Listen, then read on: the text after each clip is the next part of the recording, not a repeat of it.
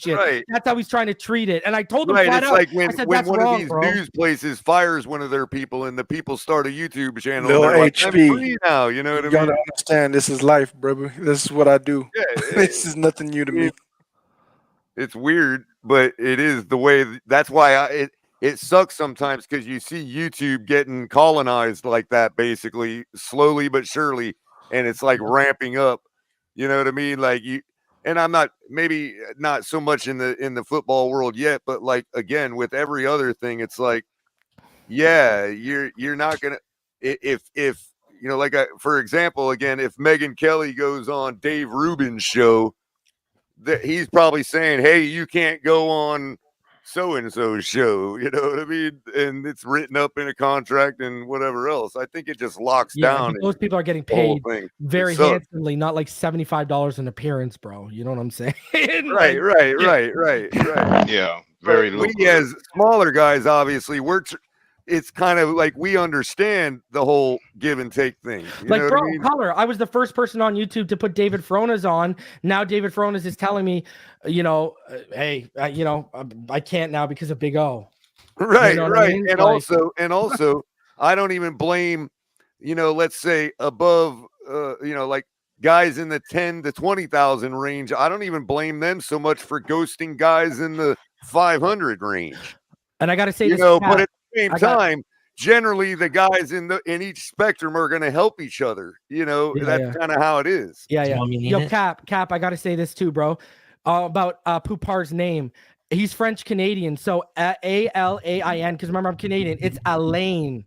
It's not, but he Yeah, goes I know by that. Alan. So I call him by his French name because if you go back, he was one of the first guests I ever had on, and I called him Alain Poupar, and he's like, "Oh, it's just Alan." So now I kind of call him it just to piss him off because that's how it's supposed to actually pronounce. That's all that's down for. Right, and I'm sure the last name is actually something like Poupel. So I guess, and I guess to kind of put a bow on this whole situation, right? I guess I was correct on my assumption about Cap for Life and True Talk / Real Talk because they're one and the same, right? I was correct about my assumption about y'all being in your feelings about being blocked because Cap, that's all you've been talking about for the past hour. Why you block me? Why you block me? Can you unblock me, please? So you've been in your feelings. So Ian was actually correct. Can I get some love over here? Can I get some love over here? Way to add fuel to the fire when it's been killed, bro. I Can, appreciate can I get some love over here, please? Shout out to Nene. Shout out to Nene. $5 donation. Love to Great Nene. show, guys. Thank you, Nene. Thank you, Nene Nene. says great show, guys, with a $5 donation. Appreciate Look, it. Nene. I'll even unblock Real Talk Perez because Oh. I'm in a good mood. There you go. No, but I think though, So let's yeah, talk about I don't Tua. think. If I don't you're in a think real good Afterlife mood, let's talk was the about one in Tua. denial about being in his feelings. He made it clear he was in his Oh feelings. no, yeah, no, I was bad. Yeah. By the way, reason why you're unblocking, I'm still blocked. No, you're not, bro. I'm looking at my block list right now. You're not. I put you as a whenever mod, and then I unmodded you, so you should chat be in. good. I put people in chat. I chat stuff. My chat doesn't pop up. I'll do it again, but I did to you what I did to CB when I first unblocked him. I put you as a mod, and then I unmodded Who? you. So I'll do it again. Who is CB? Who is CB? TD Junior. Oh, TD83. Oh, TD83. TD83. No, it's CB41 and a half. That's Oh, what it yeah. is. CB. CB41 and a half. What's CB getting one. right? Yeah. Oh, that guy. That guy. You know what you do, bro? Shake. Yes, sir. Email me, and Cap do this too. Email me your YouTube handle to finsidethenfl@gmail.com, and I'll Okay. mod you and unmod you, and then let me know if it works. And then you have the open line of communication if that shit works. All right. That's the easiest way. Damn, Shake, you That's went what I from, was It's saying. the you went mod. from block If to you a mod red, someone, man. it automatically unblocks. Yeah, That does it. that's what I did to Shake when EM asked me to do that like 3 or 4 months ago, and I did it. While So I what was you on the think? phone with them. Okay, yeah. What you I think is gotta gonna come happen in with with my Tua and the third-party contract hammer reason? and shit. Damn, Reason really got that block party I'm going looking on at over my- there. God Yeah, damn. bro, peace of mind, bro. People, it's not weakness, it's peace of mind. Hey, bro. I ain't tripping. I understand why, but damn, that's what a block party at. God damn it. Shit. Like, Hey, don't I ain't gonna think lie, that's the Reason. right You thing should have right blocked EM. You should Oh, have he's been blocked close. EM. Goddamn. Hey, you know what? Truth be told, full transparency, he has blocked me before. he blocked me. Hey, nobody. Good Hey, block him, goddammit. full transparency, he has blocked Ian before. It has happened. Believe it or not. So this guy in Oh, chat, Finn's take with CB41 and a half says, did someone He's on the call block for me? list. Yeah, he's on the block list. I just saw him actually when I was scrolling. Oh Did shit. somebody just call for me? I wonder who, bro. I wonder who that is, dog. Like for real. Well, Like it's who the clearly fuck? clearly a Finn's tailgate burner. What's up, Cap? So let's get some dolphin takes. Yeah. Let's get some dolphin Could takes. be. I He don't know. was. Cap didn't tell me about it though. Reason. Hey, Oh, I'll so be now, back. so now you want to be Michael educated. K, Oh, man. so That's now Michael you K, want to be man. educated. Let's True see if talk that / real happens. talk. Let's see if that happens. Now you want to be educated. Now you're talking, my friend. Now we're talking. Let's talk. Let's talk some dolphins. Let's see what happens. Hey, I do have a legitimate question for you. Like seriously, no trolling, nothing. You're a Tampa Bay Bucks fan, correct? Mm-hmm. Why are you always in Dolphin spaces? And seriously, I mean, I'm not trolling or nothing like that. I get you. I'm gonna be honest with you. You be up. I see you on Pete's channel. Why are you on Dolphin centric platforms? Like for real. There was 3 teams that I was on. Ravens, because of Lamar. I got off that train. Lamar is what he is. He made me a believer. The Niners with Trey Lance, I had a big battle with them. Obviously, I was right about that as well. And Tua and Dolphin fans. And this is the only story left that needs to be written out so I can say I was right. So I've been following you guys so I can, every step, I see every bullshit you guys be putting out there, and I'm ready. I'm just waiting for the Your last. guys' team colors is pewter, bro. I'm talking about the storyline of Tua. How are you right though? The kid's been in MVP talk for 2 seasons. I know. Very good point, Ali. Leads the league in passing. He leads the league in several different stats throughout the season, threw way less interceptions than Josh Allen, who everybody freaking says is the next coming of Jesus. I mean, come on, dude. What else does the kid have to do? He's gonna win a Super Bowl. And guess what? Simple. I'll tell you what. I'll finish the story for you. You're a hater, and that's what it comes down to. Maybe. Oh, but all he really has to do. Turn up, Ali. God damn it. All he really has to do is continue to be a starter after his second contract. That's all he has to do. Notice the difference though from a Dolphin fan to a Buck fan when you call him a hater. He's like, maybe. That's what I'm. You can say. You can say quarterback now. It's pretty much understood all around. Then he won't have a problem continuing to be a starter. Then.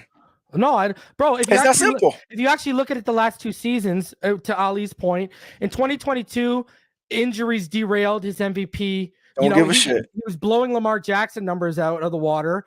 Last year, up until week 17, his team was in the race for the #1 seed in the AFC, and he was still in the MVP race. I mean, if anything, the last 2 seasons have indicated that the NFL and the Miami Dolphins have gotten off the hook of him not hitting the MVP, so they'd have to pay him all this money.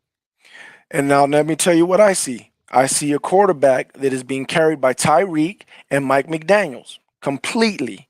And that's why I think there should be no problem when Tyreek leaves. He should still be considered a real good quarterback. I think when he's in his second contract and after that, he should still be a starter on a team, and it's going to play out.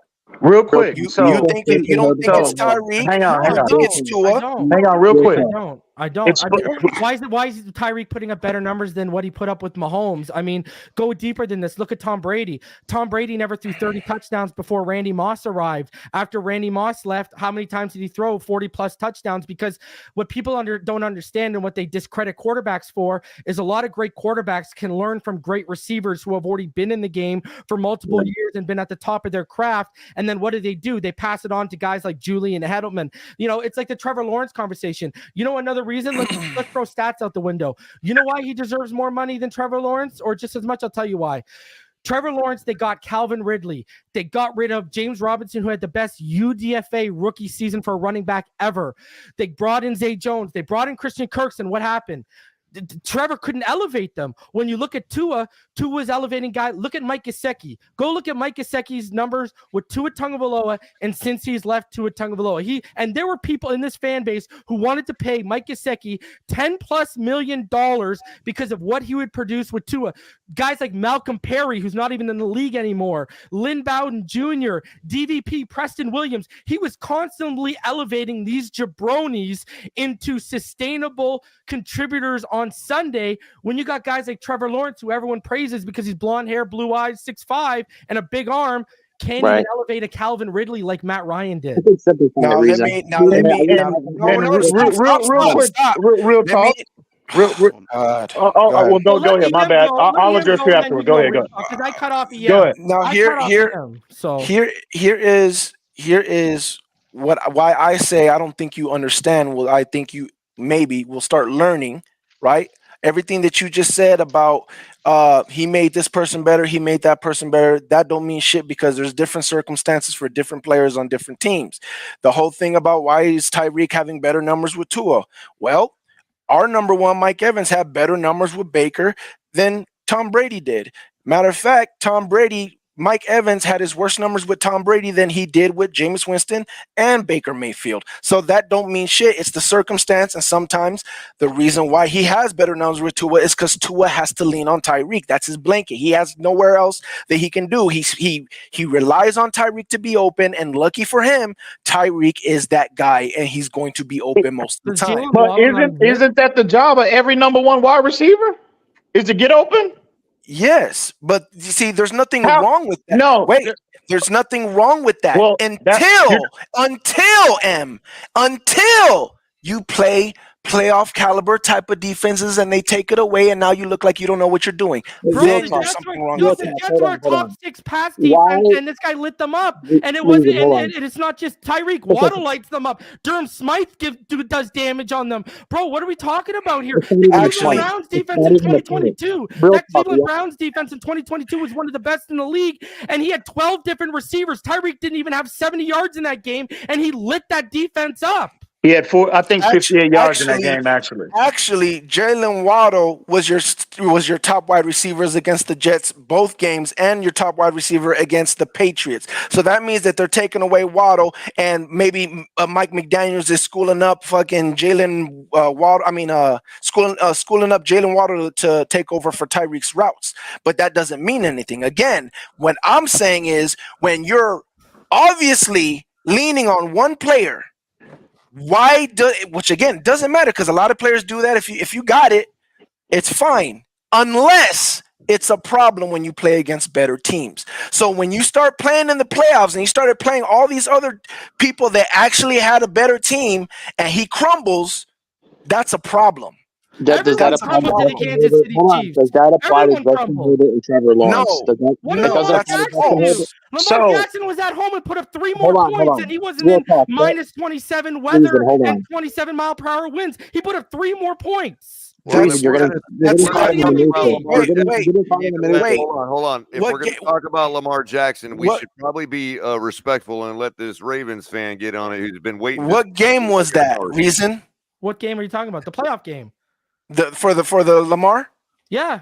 Okay, what else? Let the man defend his own quarterback. Hold on. What else, Reason? What are you talking about? What other games? What other game? What do you mean? What other games? What other games did Lamar do that? You're using Tua's playoff. You're using You're using the playoff loss to the Kansas City Chiefs as an example. I'm telling you, every team, including the MVP, got stifled by that Kansas City team we faced. But they didn't face. Hold on, but they weren't in Kansas City. They didn't face minus 27 mile per hour. Minus 27 wind chill. They didn't have 27 mile per hour winds. Lamar was at home with perfect weather, put up 3 more points, and he was the MVP. I get you. I hear you. You're saying that I'm only talking about Tua's playoff game, but I'm not. I'm talking about Tua going against playoff teams. There's a difference when you say, there's a difference when you say Lamar and you say, but this game Lamar looked bad. You're not going against teams, bro. You're going against a defense. I understand. Reason. I told you. Hold on. No. He lit up that Jets defense twice last year. That Jets defense was top 5 in pass defense, and he lit them up. That's a good defense. What do you mean? So Josh Allen struggled against that same defense. Yes, it doesn't. It means that Patrick Mahomes struggled against that same defense. What are we talking about? That don't matter. He put up over 70 points on the Broncos, who beat the Chiefs 2 weeks later, and then beat the Bills. So what does that tell you? That means other quarterbacks could have bad games against a bad matchup to them.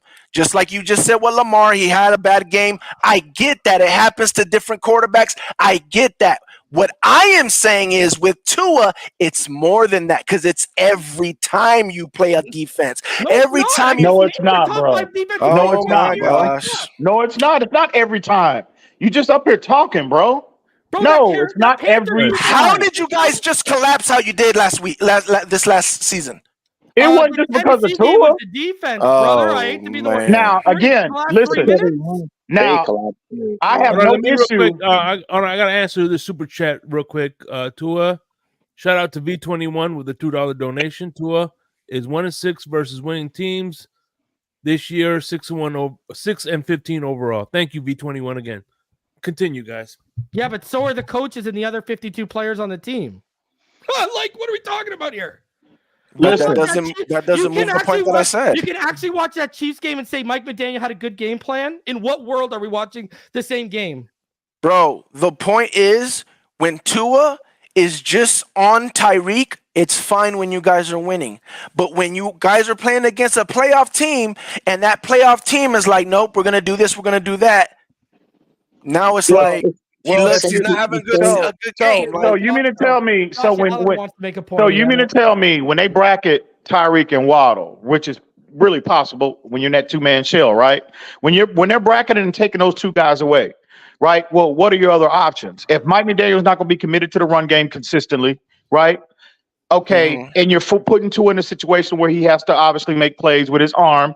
You're relying on Braxton Berrios, River Craycraft, and Durham Smythe to rely on them to beat the Kansas City Chiefs and the Baltimore Ravens and these upper tier teams?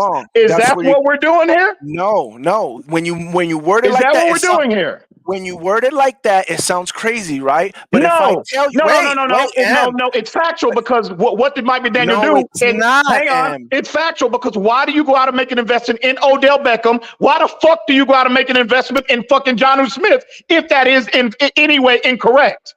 Obviously, Mike McDaniel feels the same way. I'm gonna tell you why. Obviously, Mike McDaniel felt the same way. When you say, when I had Omar Kelly on the show, was I not the one in midseason telling everyone tight ends the next evolution for this offense? And they were telling me, oh, they love Julian. The beat writers were telling me they love Julian Hill. They're happy at tight end. What's the first thing they addressed in the offseason?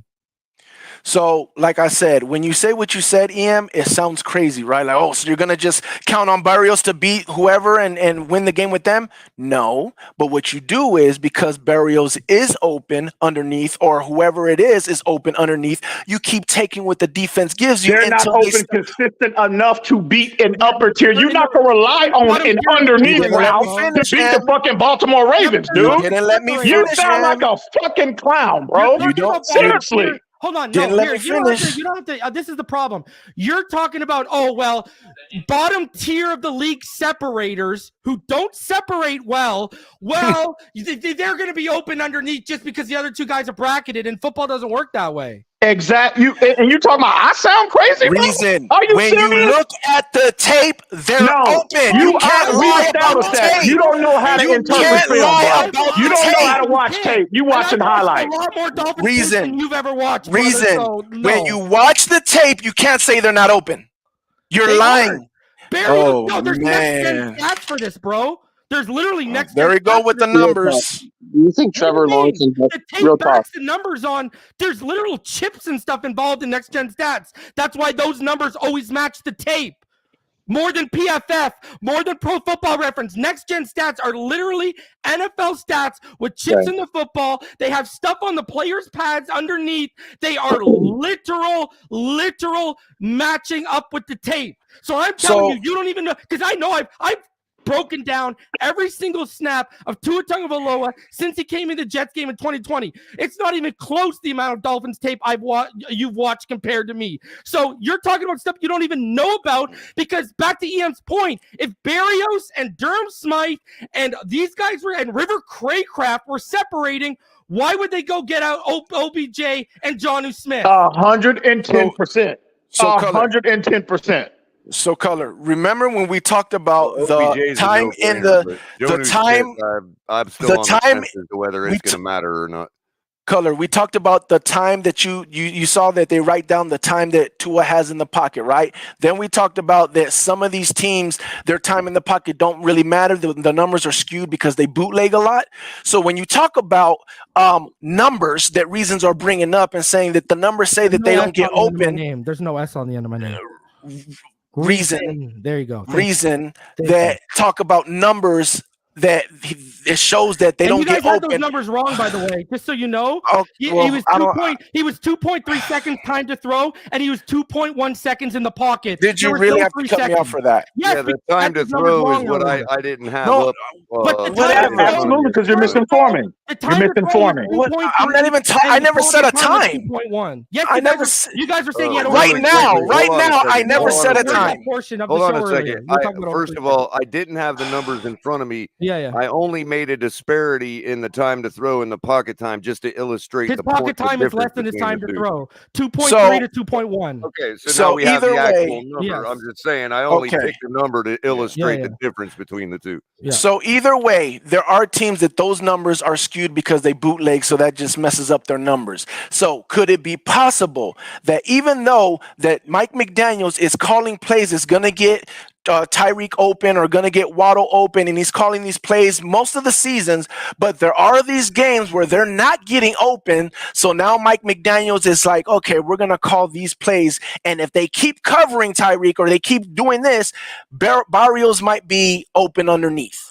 Why does it matter if in PFF their greatest they don't get open much in the season? Stats, not whatever it is. But there's actual chips on these guys' pads, so they know this stuff. It's not PFF. Right. Whatever it is. Why does it matter if most of the time that they're covered? In the next game, they're not covered because they're seeing what they're doing and they're trying to take advantage of what the defense is doing, and they're actually now calling plays that Barrios is going to be open, but Tua still doesn't see it. Why does it matter if he hasn't been open the rest of the season? Who cares? When Tua needed to look for him and needed to find him and he was open, he didn't see him. No, he wasn't open. Bro, he wasn't open after the first 4 weeks. Barrios is terrible. Barrios had a terrible year last year.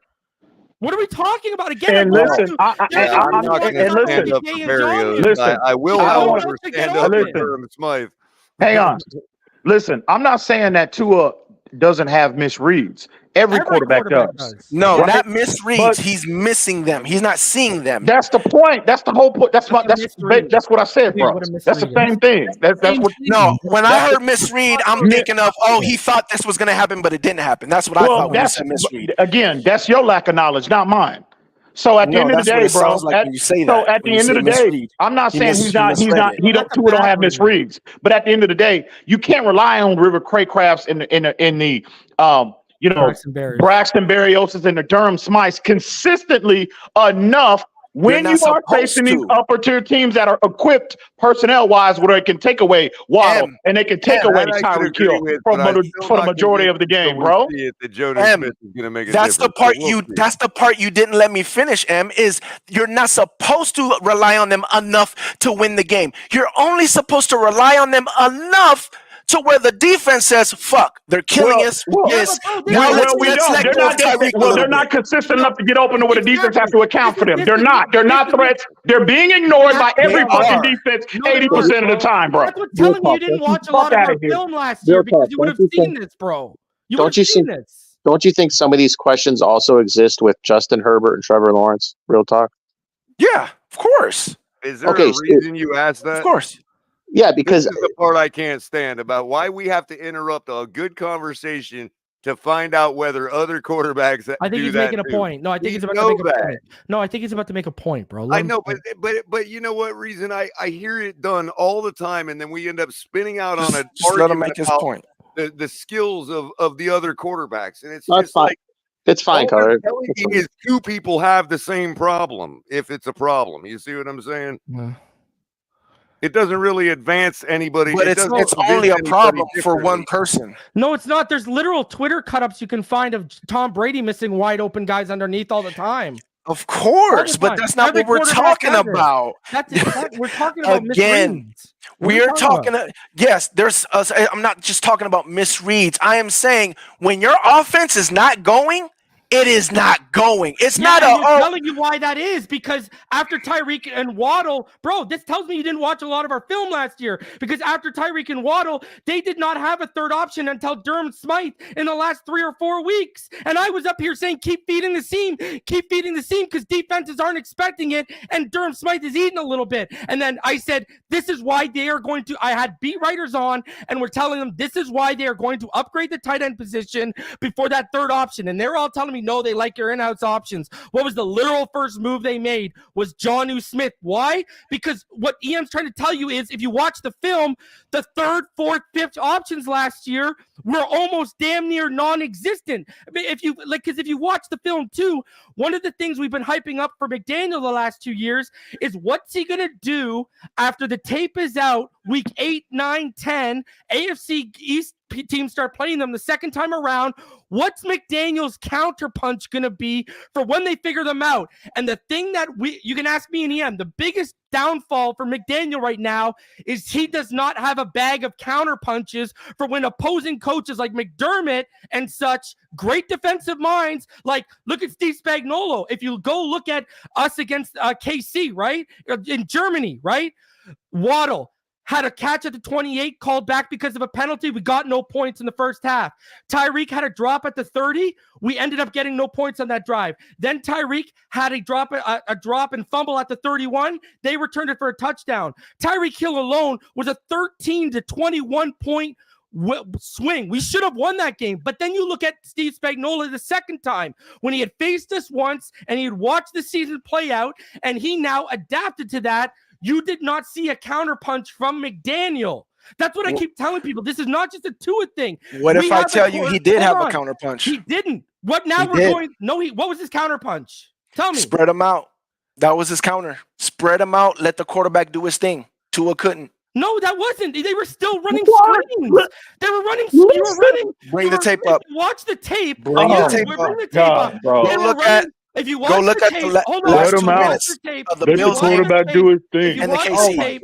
Issue with the game plan, and they did not stray away from this, is they were trying to threaten KC horizontally, not vertically, with a finesse thrower in 27-mile-per-hour winds. But then when you see Tua making drive throws outside the numbers and down the field, he was completing them, but they weren't sticking to that. They kept to the game plan of keep threatening them horizontally.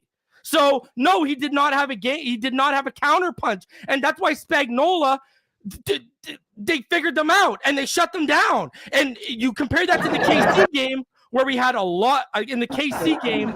We had a lot more opportunities to put up points, especially in that first half. Sorry, Real Talk. I had to put Real Talking back because I don't know if that's his intro or if that's copyrighted stuff. Yeah, I don't know if he's having a but if you go look at the KC Germany game, go look at the playoff game, and you could tell Spagnuolo made the adjustments, McDaniel did not, and Tua was very poor that day, and Tyreek couldn't stay upright off the line.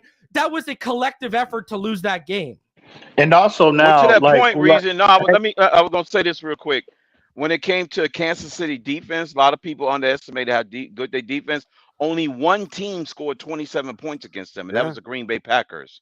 That was the only offense that was able to defeat their defense all season long. I would say that was Steve it. Spagnuolo. That they was a stellar defense all season. There was only one team. Crypto, look at how they were equipped. Look at what they did with that Ravens offense in their own house. In my opinion, if you factor in the guy's whole career plus last year's performance to me just punched Steve Spagnuolo's ticket to the Hall. He's one of the best defensive minds in the NFL, Color. He's like top 3 on defensive mind. And you could see the adjustments from one game to the playoff, from the Germany to the playoff game. You saw they scored like 21 points a game. The Chiefs scored like 21 something a game last year and won the Super Bowl. Right. You know what you saw? That's what I said. Only one team defeated their defense. This was the big difference from game 1 in Germany to that playoff game. You saw the genius in Steve Spagnuolo and the genius we all expect to see from McDaniel. We did not see it. And that's one of the factors, because Tua's play was poor, Tyreek was poor. There were multiple factors we lost. And they're built the right way. Hold on, Reason. I got my arch nemesis ABAB trying to expose me in front of you, bro. He says, don't you always say Tua is trash? Yeah, AB, and I'll say it right now again if you want me to. Do you want me to? I can much oblige. AB trying to start stuff. So another thing about Kansas City is just not But yeah, Spagnuolo, right? Kansas City defense was very hang put on, together. hang on, Like I Crypto. said.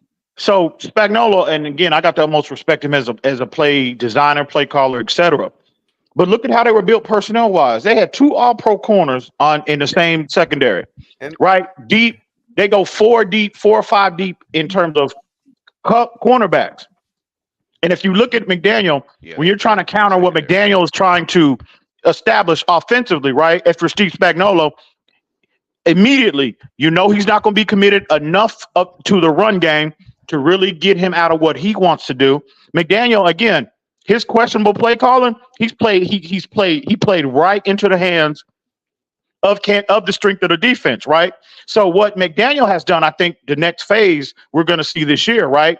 I think to sit here and say it would be irresponsible of me to say that McDaniel has, corrected all of his shortcomings in terms of play calling. Yeah. Well, how do you counter that? How do you, counter that? Well, you upgrade in talent, which is exactly what they did.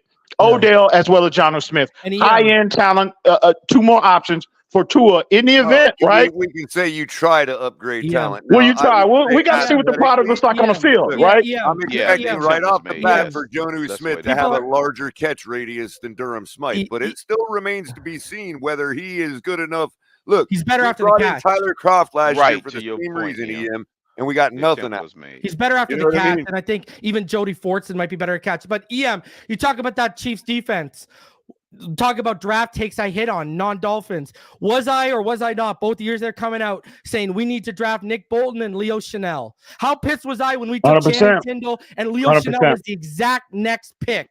100%. The exact next pick. And they got like an all-star, they got like a Pro Bowl second level. And I think we finally caught up. I think now our second level, like I look at the Bills. I think an issue with the Bills this year is, Keon Coleman. I don't really buy the hype. Curtis Samuel, I love him as a number 2. I don't love him as a number 1. And I think it's going to be the Dalton Kincaid show. And I think with adding, Jordan Brooks to David Long and adding Anthony Walker, I think we're going to be able to cover tight ends the way we could when Eric Rowe was around. And especially with how multiple they're going to be on that back end with Ramsey, Poyer, May, and Holland, I think we're going to be able to cover tight ends. And I think this is going to be one of the deciding factors with us and the Bills this year too. I definitely agree with that. I ain't defending Tua all of a sudden. I simply don't think this ain't my hill to die on with what they're discussing right now. I'm not going to sit here all night and dive off into what I really think about whether real talk is right or whether reasons are right. I have seen plays where Durham Smythe was plenty wide open for Tua to see him, and it didn't happen. And he had plenty of protection. Yeah, I've seen those plays. But I've also seen other stuff caused by other people too. I mean, yeah, but look, that's not the hill I'm going to die on. And again, that goes back to nobody saying that those is already out there for people to know exactly where I stand on Tua, not defending him or crapping on him, but just an opinion on the guy. And plenty of my content is out there for people to find out exactly what I think about. But nobody's saying those plays did not exist. We acknowledge that, again, there were misreads from Tua, That's right? why I'm not trying to die on that hill right now. You know what I mean? But I think you guys are exaggerating that there wasn't a difference. Maybe they are, but I'm saying myself is the why I'm not dying on that hill right now. So you're gonna rely on when they are completely devoted and dedicated to taking away Tyreek and Waddle. You really think you're gonna rely on Durham Smythe, Braxton Berrios, and River Craycraft to beat the Kansas City Chiefs, the Baltimore Ravens, the San Francisco 49ers, the Detroit Lions, these upper tier teams? That's what you're telling me? Elite quarterbacks will take what the defense is giving them. Okay, what did Lamar do? What did Lamar Jackson do when they took away his weapons? Lamar is not an elite quarterback. He is an elite weapon at the quarterback position. That's what I've always said. He is not an elite quarterback. Stop it. If you don't want to believe it, then don't believe it. But How don't many ask me a spaces question I've that heard you I'm done had asking Lamar's you. dick in your goddamn mouth? I don't know how many times. What's my language color? Like I said before, is Joe Burrow they elite? played 20 Is Joe games. Burrow elite? 19 This is what teams they do to failed. me, Reason. Only Now one everybody's team gonna defeated think their I'm defense. a How many Lamar times I have to Jackson say that? lover, which I Hold on, am. but let me ask but- Perez: Is Joe Burrow elite? Yes. Joe Burrow had Jamar Chase, T. Higgins, Joe Mixon, Tyler Boyd, and they went out and look at the money they spent on that offensive line to bring guys like La'el Collins in and stuff. I mean, let's not act like Joe Burrow. Look at the weapon; he had more weapons than Tua. Yes. So What's what are your we point? talking about here? What was your point? Like, your whole thing is about, you don't need, you should just make it work, blah, blah, blah, blah, blah. Well, the guys who have made it work and have beat Patrick Mahomes have had to have super elite talent around them. Who won the Super Bowl? What do you mean?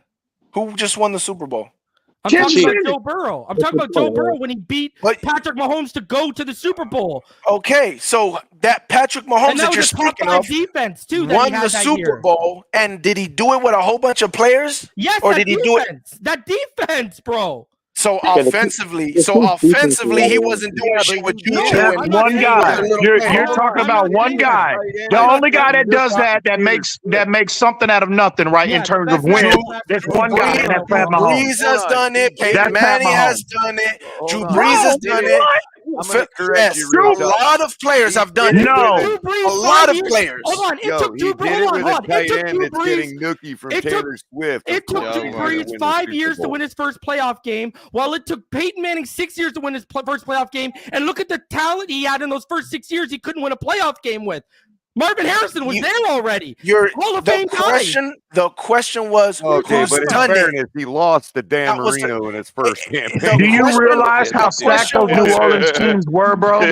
Marino No, blocked they weren't him. that stacked. I'm a Bucks fan. I know. They No, weren't you that don't. No, stacked. clearly you don't know. Oh my gosh. Clearly you don't That know. run game was ridiculous. Oh my gosh. Clearly you don't know. Plenty of times he made wide receivers.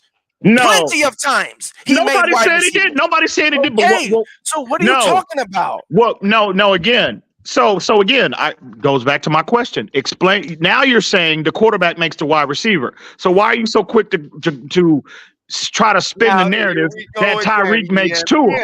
Here we Because go again. you just lied about what I just said. No, I didn't said- lie. I didn't. Yes, what lie did I you tell? What are you just- talking about? you What just lie did I said- tell? Hold on, You guys. just said that Yes. I said Real talk. quarterbacks Real make talk. wide receivers. I said You Drew didn't say that Brees- about Tua. You said Tyreek makes Tua. That's what you Yes, cannot yes. believe So we're it's doing You're trying to make it an all or nothing situation. No. I'm going. All I'm doing is going off of what came out of your mouth. I'm not a mind Yes, reader. but I'm you're- going but off what came out of your mouth. Ask me. Don't say that I said this when I didn't. You're trying to You make it did seem like I say. said Did you No. not say Tyreek makes Tua? Did you not say yes, that? yes. Okay. Why right now did you just say Because you said quarterbacks because, make- again make because weapons? because you said right. What you said was. Right Oh, on, I Drew got Brees made all his receivers. That's what you just said. No, So now I you said feel he made receivers. I didn't say he made all his. See, you keep lying. I didn't say he made all his wide receivers. I said Listen. he's made receivers. Peyton Manning has made receivers. So why? So again, why is it different with Tua and Tyreek? Why do you think Tyreek makes Tua? Because I can tell he leans on him. So Peyton Manning didn't lead on Marvin Harrison. Probably. He had- Reggie but he Wayne. had other So you need to tell me Drew Brees didn't lean on Marcus Colston? He didn't lean on Jimmy Graham? He didn't lean on Reggie Bush? Right? Drew Brees never did? No, he didn't lean on them? How many times did Tyreek not be your I number asked one you wide a yes receiver? or no question. So what you're telling me, did Peyton Manning lean on fucking Reggie Wayne, goddamn it, Marvin Harrison, Edgerrin James, Dallas Clark, right? So He if- didn't so lean if- on them? So if Peyton Manning leans on his number one wide receiver 3 games out of 16 games, but Tua leans on his number one wide receiver 10 games out of 17 games, is that the same? Is that the same thing? That is nonsense. That is nonsense. Is it? That is fucking nonsense, What's bro. nonsense about it? See, you Can I just have the floor talking. for a second, please? What's Can I have the nonsense floor, about You're it? just please? talking, Can I have bro. the You're just floor, talking please? at the side of your Hey, goddamn Sully, mouth. what is Way more nonsense than about 3 it? times he threw the ball to Reggie Rain. And Go Marvin get the Harrison data that stopped says Tua. Of course. So go I'm get not the goddamn data that I validates the can't point you just tried to believe make. EM. that Real talk, please. Waddle wasn't your leading wide Stop, receiver. And bro. Peyton Manning only leaned on Marvin Harrison 3 games out of fucking 16. Fair. That motherfucker would not Fair. be in the goddamn Hall of Fame. Fair. I just You put real fucking talking idiot. back to even. I just put real talking back to Yeah, it's even the crazy. playing 3 field. games. I have to say something, EM. You just said bring the. What did you just say? Bring something to support his. Yo, you two are literally the 2 people that were having this argument in a Twitter space last season at this time, which is what caused me to do those numbers, EM. I have the numbers you guys can both look at. What are you talking? What are you talking We about? were having this very argument about Who is whether we? Who is we? you, real talk, a couple other people. I don't even and know. I myself. don't even, bro. This is the first time I laid eyes on a fucking real talk. I don't know who this dude You is, even bro. said, listen to me. You even said bring the data to support it. And that's why I went off and did this exercise that I did last year. Passing which I'm productivity. doing I have no. again this year. I have no recollection of what you're talking about, Color. You have the passing productivity, remember? Right here, Well, bro. just so you know, Tyreek was your leading wide receiver out of all the games except for Literally 7, the I same believe. two people that Just so were you know. having Is this Justin argument Jefferson last not the is Justin Jefferson not the leading receiver 99.9% of the games for Minnesota? Is he He not? was number one in not sure. production when we were Oh, having you're not this sure. argument Okay, last all right. year. Wasn't So- Randy Moss the leading receiver? In I his mean, was team? Jerry Yeah, he Rice? was. I In mean, every was game? Terrell I Owens? don't think Was so. No, I doubt it. oh, okay, all right. I doubt it very much. And So that's the again, point. so That's the again, you difference. said Peyton Manning was leaned on his number one guy one 3 in games out of production 16. that That's year, what you EM. said. I'm not EM. saying EM. that's No. what happened, EM. Again, I'm saying that came out of your mouth. That's what you said. EM. Stop, bro. Have a conversation and stop just trying to be right or corner somebody. Just listen to Did what you I'm not say saying. that? Did that not come out of your goddamn mouth? EM, if I'm trying to tell you no, then just listen so I can explain. No, Okay? no. See what I'm saying? You don't want to Did y'all listen. not hear this man say You Peyton don't Manning wanna leaned on his listen. number one guy 3 games out of 16 and Tua leaned on his No, I 10? didn't. I said You just said that. I said no, I didn't. I And who said the fuck is M? It's EM. Who the fuck is M? FYI, listen. just so you know, in 2002, Marvin Harrison had 1,722 yards. He was the leading receiver in 11 out of 16 games for Peyton Manning. But he only leaned on him 3. That's why I said, right, you just up here talking out the side of your goddamn mouth. Not because I didn't say that. I was giving another example. Did y'all not hear him say that? Did y'all not hear him say that? Let people talk, and you won't have to stop people and thinking they're saying something when they're not. If you let people talk, I know because he cut me off. You guys are not letting me explain. Let me jump in real quick. I think what Real Talk was trying to say was, okay, out of 10 games, Tyreek Hill is relied upon 7, where Marvin Harrison was relied upon 3. He was talking about as a blanket statement, Right. average. And I just proved in 2022 that is incorrect. Exactly. I It don't matter if you spin it. You said some dumbass shit like you've been saying all goddamn night. You got fucking exposed yet again. Just admit you up here fucking clout chasing all night, bro. No. Just admit it. What 'Cause I said, what you've been on a fucking panel Brother, 5 can going you on put 5 him back so hours I now, can and you talk? ain't made one goddamn Hey, point. can you put him backstage? You so I ain't can made talk? one goddamn fucking point all night. No, I put him backstage so I can talk. All right, go ahead, talk. God dang. Hey, What listen, I was saying. I'm putting people in the back who don't let other people finish talking. Go ahead. Finally. What I was saying was I was trying to give an example because you keep saying this is the same thing as this. And I keep trying to give you examples of the difference. You keep trying to make something the same as something else when it's not. And then when I'm trying to show you, no, I'm not talking about this. I'm talking about that. You cut me off and, oh, he said that. No, you're not letting me. I'm trying to explain something. So I'm setting it up and you're not letting me finish and saying that I'm saying something when I'm not. That's what keeps happening. Shake, can you please repeat the narrative one more time, Shake? I never finished. He didn't even hear my narrative. Was that username Shake? Shake, repeat it. You just agreed with him, real talk. You just agreed with him. In essence, what he's trying to say is, out of 10 times, 10 out of 10 times, Marvin Harrison relied on less than Tyreek Hill is relied on. I never said that he was or wasn't. I was asking if Peyton Manning only relies on him. So now you're disagreeing with him. Okay. No, right. I am saying if Peyton Manning only relies on his number one wide receiver 3 times and Tua relies on his number one wide receiver all but 7 times, is that the same thing? That's what I was saying. I wasn't saying that that's what Peyton Manning did. I was asking you, is that the same type of reliability? That's what I was asking you. How is that, bro? That's still a dumbass fucking take, bro. Because clearly Peyton Manning.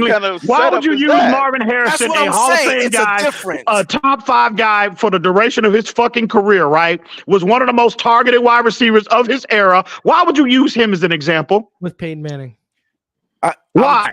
I'm asking you if there was a difference between that, and Crypto said, of course it is. Yeah, that was the whole point. That's because you use an extreme example. Right. But that's what I'm just trying to say what the difference of what I'm talking about. But hold on a sec. Let's talk about this. The problem is we're talking about top tier receivers, like top 3 in the game during their time. Perfect example. How much Brady had never thrown for 30 touchdowns until Randy Moss arrived. Why do you think that is? Because naturally, when these guys are the best in the league, top 2 in the league, they are going to naturally separate, and you are going to feed them the ball organically. It's not always going to be forced. So that's why Tyreek gets the ball. He would get the ball this much in any system because the guy's a 4-2 flat runner. He's going to separate 9.5 times out of 10, he's going to separate in the first second. That's why he's always the first read, because you can't even make him a 3rd or 4th read in a defense, because by the time you get to that 3rd or 4th read, the route is gone because he's so fast. Right. Now, you just said that before Randy Moss, Brady was throwing it to other people. And number 2, you're right about... He never threw 30 touchdowns before Randy Moss arrived. Because it spread around. He spread the ball around. Now, also, what you're talking about is Tyreek being the number 1 until he's covered, or you can't throw it to him and they're taking away the number 1, but he still tries to give it to Tyreek. We've already seen it. We've seen every quarterback go get the data, True Talk / Real Talk, because they're one of the same. Go get the data. Go get the data that says that he... How many times did we see Terrell Owens triple team, double team, and the ball still gets forced to him, whether it's Steve Young, you guys are capping, no, it's not. Randy Moss was known for mossing people. It's literally a term because you can cover him tightly and he'll still make the catch over you. You can have the tightest coverage that exists, and the term is literally you got mossed. Yeah, one player. No, what do you mean? Terrell Owens used to do that too. Justin Jefferson can do it right now. No, I'm saying mossing one player. He's not mossing 3 people on him is what I'm saying. I'm saying one player. You're going to throw it up to Randy Moss to moss one player. But when you got someone like Tua who's throwing it into triple coverage, that's the situation. Dante Culpepper was literally known for throwing to Moss in triple coverage. What are we talking about? So that makes it right for Tua to do it. I'm telling you, when you have top options, you get them the ball. So that makes right for Tua to do it, is what you're saying. Every quarterback with top options do it. That's what I'm saying. So you're telling me it's right to do it, is what you're saying. Dude, if you have a guy like Moss who's one of the greatest ever, and he has proven on tape he can do it consistently, then yes, you throw the ball. So Tyreek has mossed 3 people before. Absolutely. You've never seen the highlights? Not 3 people on him. Oh, wow. Absolutely. I've seen, and he routinely made 2 defenders look like fucking buffoons. So now he routinely made 2 defenders look like you tonight. Do you see what you have to do to be a Tua fan? You have to explain how throwing at a wide receiver with 3 people on him. That's fine. I don't recommend that. I'm not saying I recommend that. I'm just saying it happened. That's just I don't recommend throwing joining double coverage with anybody, but I understand you got Randy Moss. I get it. Tyreek at times. Tyreek, a third of his catches came as contested. The guy's a consistent contested catcher. Yes, I'm not saying he can't catch a contested catch. Yes, I but just said if 3 you watch people. the film, DM's not lying. He routinely makes 2 look like fools, and he does it to 3 too. Tyreek's crazy. No, and I just don't know. I still don't understand how. Regardless of what I think about Tua, I don't understand how the defenses are going to avoid or are going to be able to just abandon our third and fourth option the way they did last year, considering they're our not. third option It's is an easy Odell Beckham Jr. You know what I mean? It's an easy answer. They can't. It's truly going to be a pick your poison type of scenario, and it's just going and it's just going to be up to Tua to make the right, because he's going to get more opportunities, right? It's just going to be up. This will be the Tyreek and Waddle rolling on the field. Tyreek and Waddle rolling on the field 40% of the time together. So there's going to be. Hey, Ali, salute to you, man. Respect, bro. Have a good night, bro. Yep. So but what again, if- real talk. Even Yeah. if Mike McDaniel has to force it, we didn't bring Odell Beckham in here for it not to happen. Of course not. Of course not. I would And think also, not. Mike McDaniel didn't leave What his if it vacation does? spot, right? He did not leave his vacation spot to fly back all the way to Miami one day to meet and sit with this man. After the interview was finished, he immediately got back on the plane and flew back to where he was vacationing at. So right? reason, what if it does? He's showing you the value, so he's telling you what he thinks and what he feels, the value that Odell brings to his overall application. See, we got some in our audience that like you, bro. Just a couple, you know what I mean? So reason, what happens if you look the same next year? I don't think we will. Well, that wasn't the question. I'll tell you the answer. 2 is going to get extended, so McDaniel might be in trouble. No, wait. So they're not going to extend 2 and move off of him after 1 year. Of course not. Of course not. Who'd you say looked the same? Who'd you say McDaniel Tua looked the same? Who looked the same? I want to make sure I didn't hear what you said. Reason I want to make sure I didn't misunderstand it. Go ahead. Yeah, I didn't hear him either. So he asked me what happens if they look the same next year, right? Mm-hmm. So I said they're going to extend Tua, so just by proxy they won't move off of that, and McDaniel will be on the hot seat and answering for it. But does that mean anything for Tua? So that would be the Chargers model. That means Tua's on. I think it's going to be a 5-year deal with an out after the 3rd year. No. You're not getting my question. Yeah, what I'm saying, it's going to be on Tua. He's going to be, because it's the first year and they couldn't get rid of him, he's going to be on a 2-year window until they can get rid of him. And if you don't perform, it's bye-bye. The question I'm asking is, if you go into the season, what the Chargers just did with Herbert. Yeah. If you go into the season next year and your offense looks the same, yeah, and that third option, that fourth option is not really getting any play, is that a reflection on Tua? Is what I'm asking. Well, I have to see the plays. I can't say that without seeing the film. Well, I'll say this, right? Listen, yeah, to Reason's point, absolutely. We got to see how the game played out. We got to see the film. But I will say this, as we're having a conversation right now. Yeah, there's a lot of that responsibility is going to fall onto his shoulders. I don't make the rules. This is the nature of the position. There is no excuses now. I'm not trying to listen. I am comfortable with Tua. I want to re-sign Tua, but let me be completely transparent. If Tua is lackluster this year with this level of talent around him, no. He's going to be on notice. We are having that conversation. I promise you that. Yeah, and that's my whole point. He will be put on notice by the front office, but the problem is because that ink will just be drying on the contract, they won't be able to get out of it after year 1. That's the problem that's going to be. So they won't be able to get out of him until the void year hits. That's my whole thing. If he falls flat this year. So you're saying 2026? No, I'm just because I don't know what year it's going to be. But what I'm saying is, because remember, we don't know what built-in protections they want just on injuries alone. I believe so my it'll whole be at the thing is, 26. so my whole thing is financially they won't be able to, so he'll be on notice internally until that void year hits, and then if that void year hits, he'll be gone right away if he's lackluster. But I don't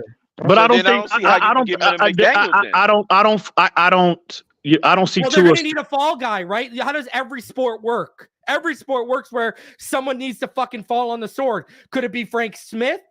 Could it be Mike McDaniel? Could it be Darrell Bevell? I don't think it'll be that. I think it'll be Mike McDaniel or Frank Smith that fall on the sword, and then if it's Frank and I'm Smith, not they'll trying to promote challenge your Bevell. opinion. I'm not trying to challenge your opinion, but I'm just really trying to kind of see what your further thoughts are. Like, because I'm old school, right? I'm old. Yeah. I've seen how things work, and there are a couple teams that have kind of balked the trend recently. But I'm not used to like quarterbacks surviving one coach, let alone or one regime change, let alone two. Yeah, because we had Don Shula here for like 40 years, bro. But hey, listen. No. I mean, like, what I mean reason is like if Mike McDaniel ends up being the guy to go, like I can't imagine the next coach coming in without the flexibility to do something. To How many staffs replace did Tua. Tannehill? Tannehill went through multiple staffs too, right? Yeah, but coaches. I mean, yeah, Philbin and Well, Gabe, hey, real quick. He Now, survived 3. I do think to Reason's scenario, I do think McDaniel would be on a hot seat because of the contract. You're contractually bound to Tua, but McDaniel does have that get out of jail free card, right? He can always, implement is that you drafted Tua, I didn't. Yeah, and I got but remember, that's what I was about to say. I got him to his peak. Imagine what I could do with my own guy that I hand select. Right, 110%, bro. That's true. But That's what I'm saying. Remember also that whether there was a wink, nod behind the scenes or not, what Ross presented to the public is what he, as a shrewd billionaire, will end up falling back on, which was the quarterback is the incoming coach's decision. Well, regardless I of think whether they winked at him behind the scenes. It said, "Hey, we want you to work with Tua." Like they did with Boyer and Crossman. Right. I think this is what happened. I think they put that out because again they got caught with their hand in the cookie jar, trying to move off of Tua on three separate occasions. So clearly, the perception was that they weren't sold on him. So I think if they hadn't, they have no obligation to Mike McDaniel. Even if they told him behind the scenes that they were going to give him grace, but EM, he just shifted burden. That's all he's doing. Crypto. Let me finish. Even if they told him behind the scenes that they were going to give him grace to work with Tua, okay, Ross told the public that it was the coach's decision. So if Ross wants to be shrewd about it, he can literally fire McDaniel and be like, "I told you all the quarterback was his decision." And you know what I mean? Well, I think what actually happened is that they were exposed about again how at that time how they felt about Tua's long-term projection. So I think to your point, Color, once they during the interview process, there was we told this is what we said publicly, but we're going to move forward with Tua to see what we have. Remember, EM, and I think remember behind EM, the scenes, but that doesn't mean that Ross has to own up to that publicly. Two things. Remember, EM. Well, that's true. That's true. Shanahan and McDaniel and were high real on. quick reason. I'm sorry. At the end of the day, McDaniel is just a plebe, and Ross is a patrician. So at the end of the day, he could just rely on what he told the public. Okay, so and you know how with McDaniel. You know how McDaniel had those cut-ups? Here's the thing, too. Let's do some history, too. Remember, McDaniel and Shanahan were very high on Tua pre-draft. That's number one. Number two, when there were rumblings, okay, you remember when they traded all those picks to get Trey Lance? The original trade discussions, they were circling quietly around Tua to see how available he was. So there was legitimate interest. And then remember, Mike McDaniel was also the one who convinced everyone in the building. Right. Remember, Shanahan wanted Mac Jones. McDaniel convinced everyone Trey Lance is the guy.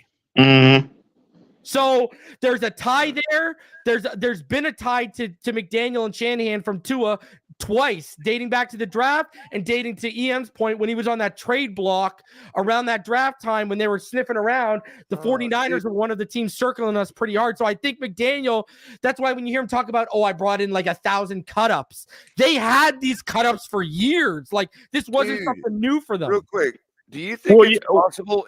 Look, if we end up doing a contract with Tua this year, it obviously allows us a little bit more, control as to how that contract is going to be. I mean, we could be doing like Dallas a favor. Let's say if they make a phone call next year because they want to, tell Dak to kick rocks. And I'm not talking about trading us Dak. I'm talking about trading us some other asset with Trey Lance, maybe, and so that Dallas could just tell Dak to kick rocks.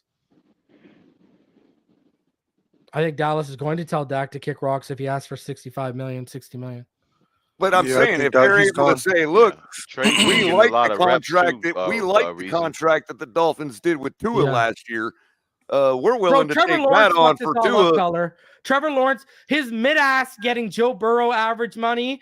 Bro, here's the thing. And I'm Trevor only Lawrence saying, is, let's like, say if he Tua, fucked us up. okay, I'm also going to put out the caveat that this is this would be in a scenario where Tua kind of just is a little above average again. You know what I mean? Where it's like, we still don't know, but you know what I mean?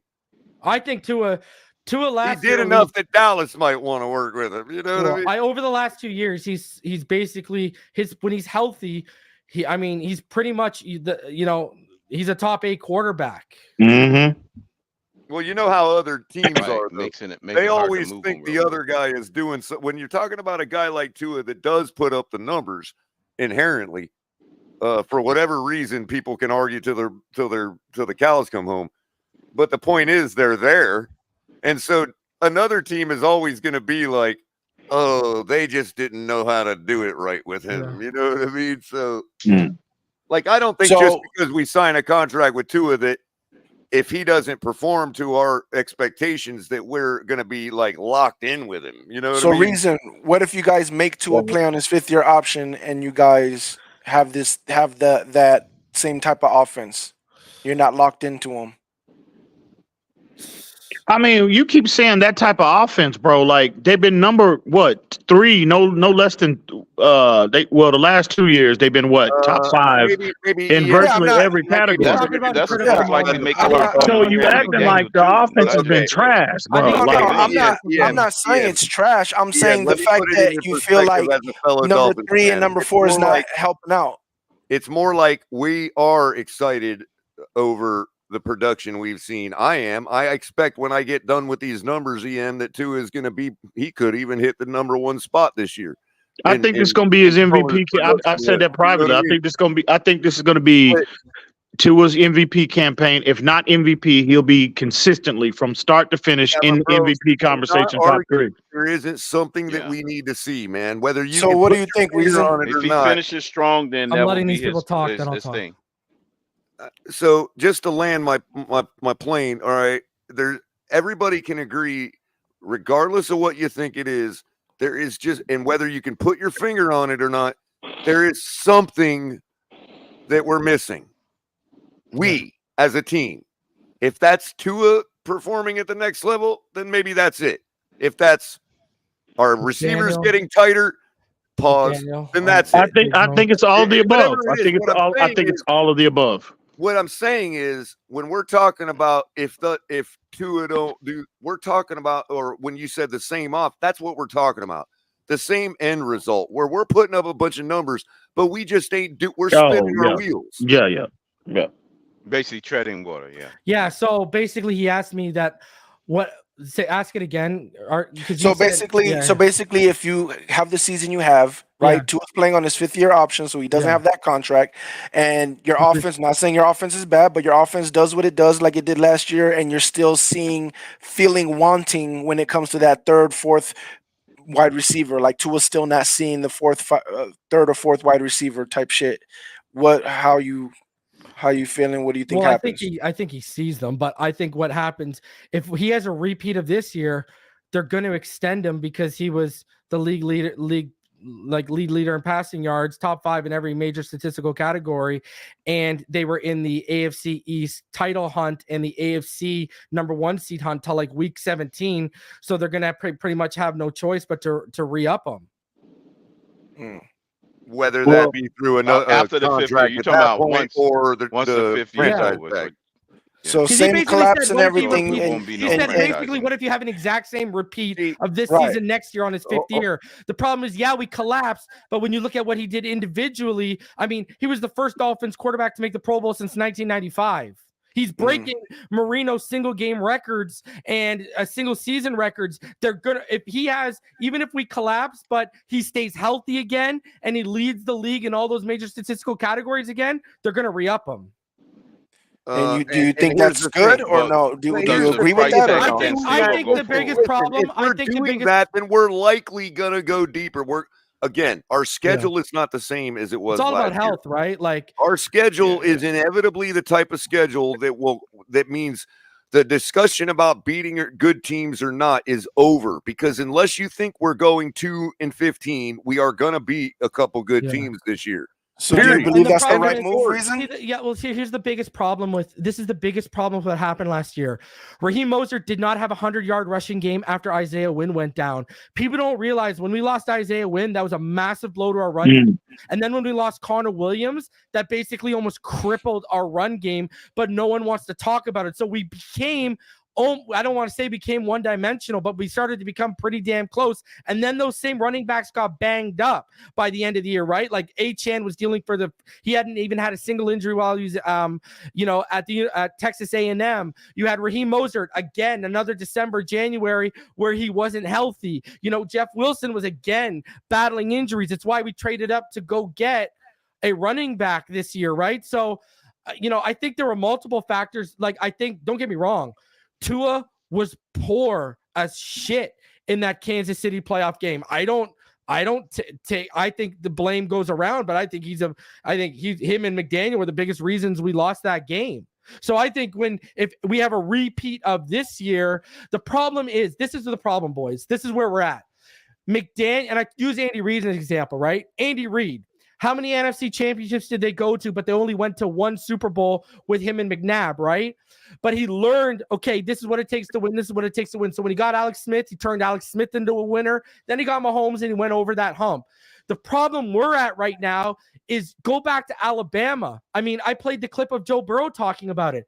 He talked about winning in the fourth quarter and winning in the second half of big games is an acquired skill. And he talked about, you look at guys like Josh Allen, you look at guys like Patrick Mahomes who went to Texas Tech, Wyoming, etc. They went to these schools where you have to play the third and fourth quarter. Then you look at Tua, look at high school, right? He was the best athlete on the field in high school. He was the number one dual threat quarterback coming out. They were running teams off the field in high school. Then he gets to Alabama, and it's a repeat of that, so much so that unless it's a game against LSU, he's pretty much not playing in the second half because Alabama's blowing it up. So how many shots, when you look at Tua's resume, how many opportunities and experience did he really have in that second half of games, even in college? And then look at this year. There were second halves and fourth quarters where he was taken out this year because you were running the score up. The problem is we are in a stage right now where we have a head coach who's learning how to win and a quarterback who's still learning how to win. And the reason why is because they both lack experience. Then why do we keep pumping the narrative that we're in some kind of Super Bowl window? That's a fact. But one, I want to wait. I want Reason to say though. So you do. If question, I think. I'll answer that. If Tua has the exact same season, you do believe that he deserves that contract, is what I'm hearing.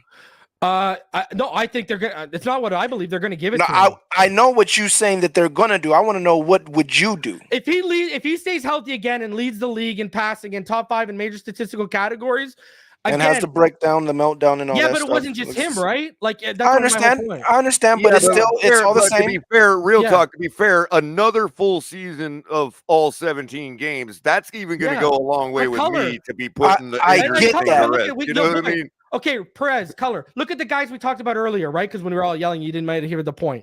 Breeze took 5 years to win a playoff game, and look at those Chargers teams. Peyton Manning took 6 years to win a playoff game, and he was already playing with a lot of those names we were naming earlier. That's why I'm bringing up Justin Herbert earlier. There's levels to this shit, right? And like that's and well, the reason why we expect them to be a contender. The reason why we expect them to be a contender, Color, is because A, the talent that they've amassed, but B, what we've gone through the last 2 years. It's a perfect example. Look at the year before the Shanahan went to his first Super Bowl. Weren't they picking like 3rd overall or something like that? All of a sudden it clicked, right? And they learned, they made their adjustments. It's going to happen, and we're all expecting it to happen sooner rather than later, that this team's going to figure it out. Because, listen, you guys have all played sports up here, I assume, at some time. We've all tasted defeat in a big game, whether it's house league, high school, or college at some time in our life. We know the pain from winning, but what did you do? You got back in the lab, you worked harder, so that shit didn't happen again. And I think we're all expecting, with the talented mass, the stuff they've been through the last year, that light's going to go on.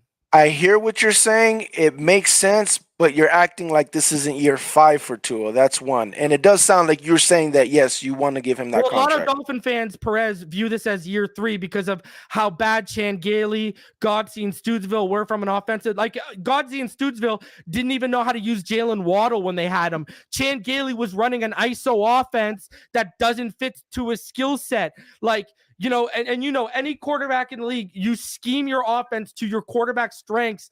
And you had Chan Gailey, he schemed our offense to Ryan Fitzpatrick's strengths. He's a gunslinger. They play a whole different level of game. They're totally different intangible wise, offense. right? And he ran the ISO offense. Didn't win until year 7.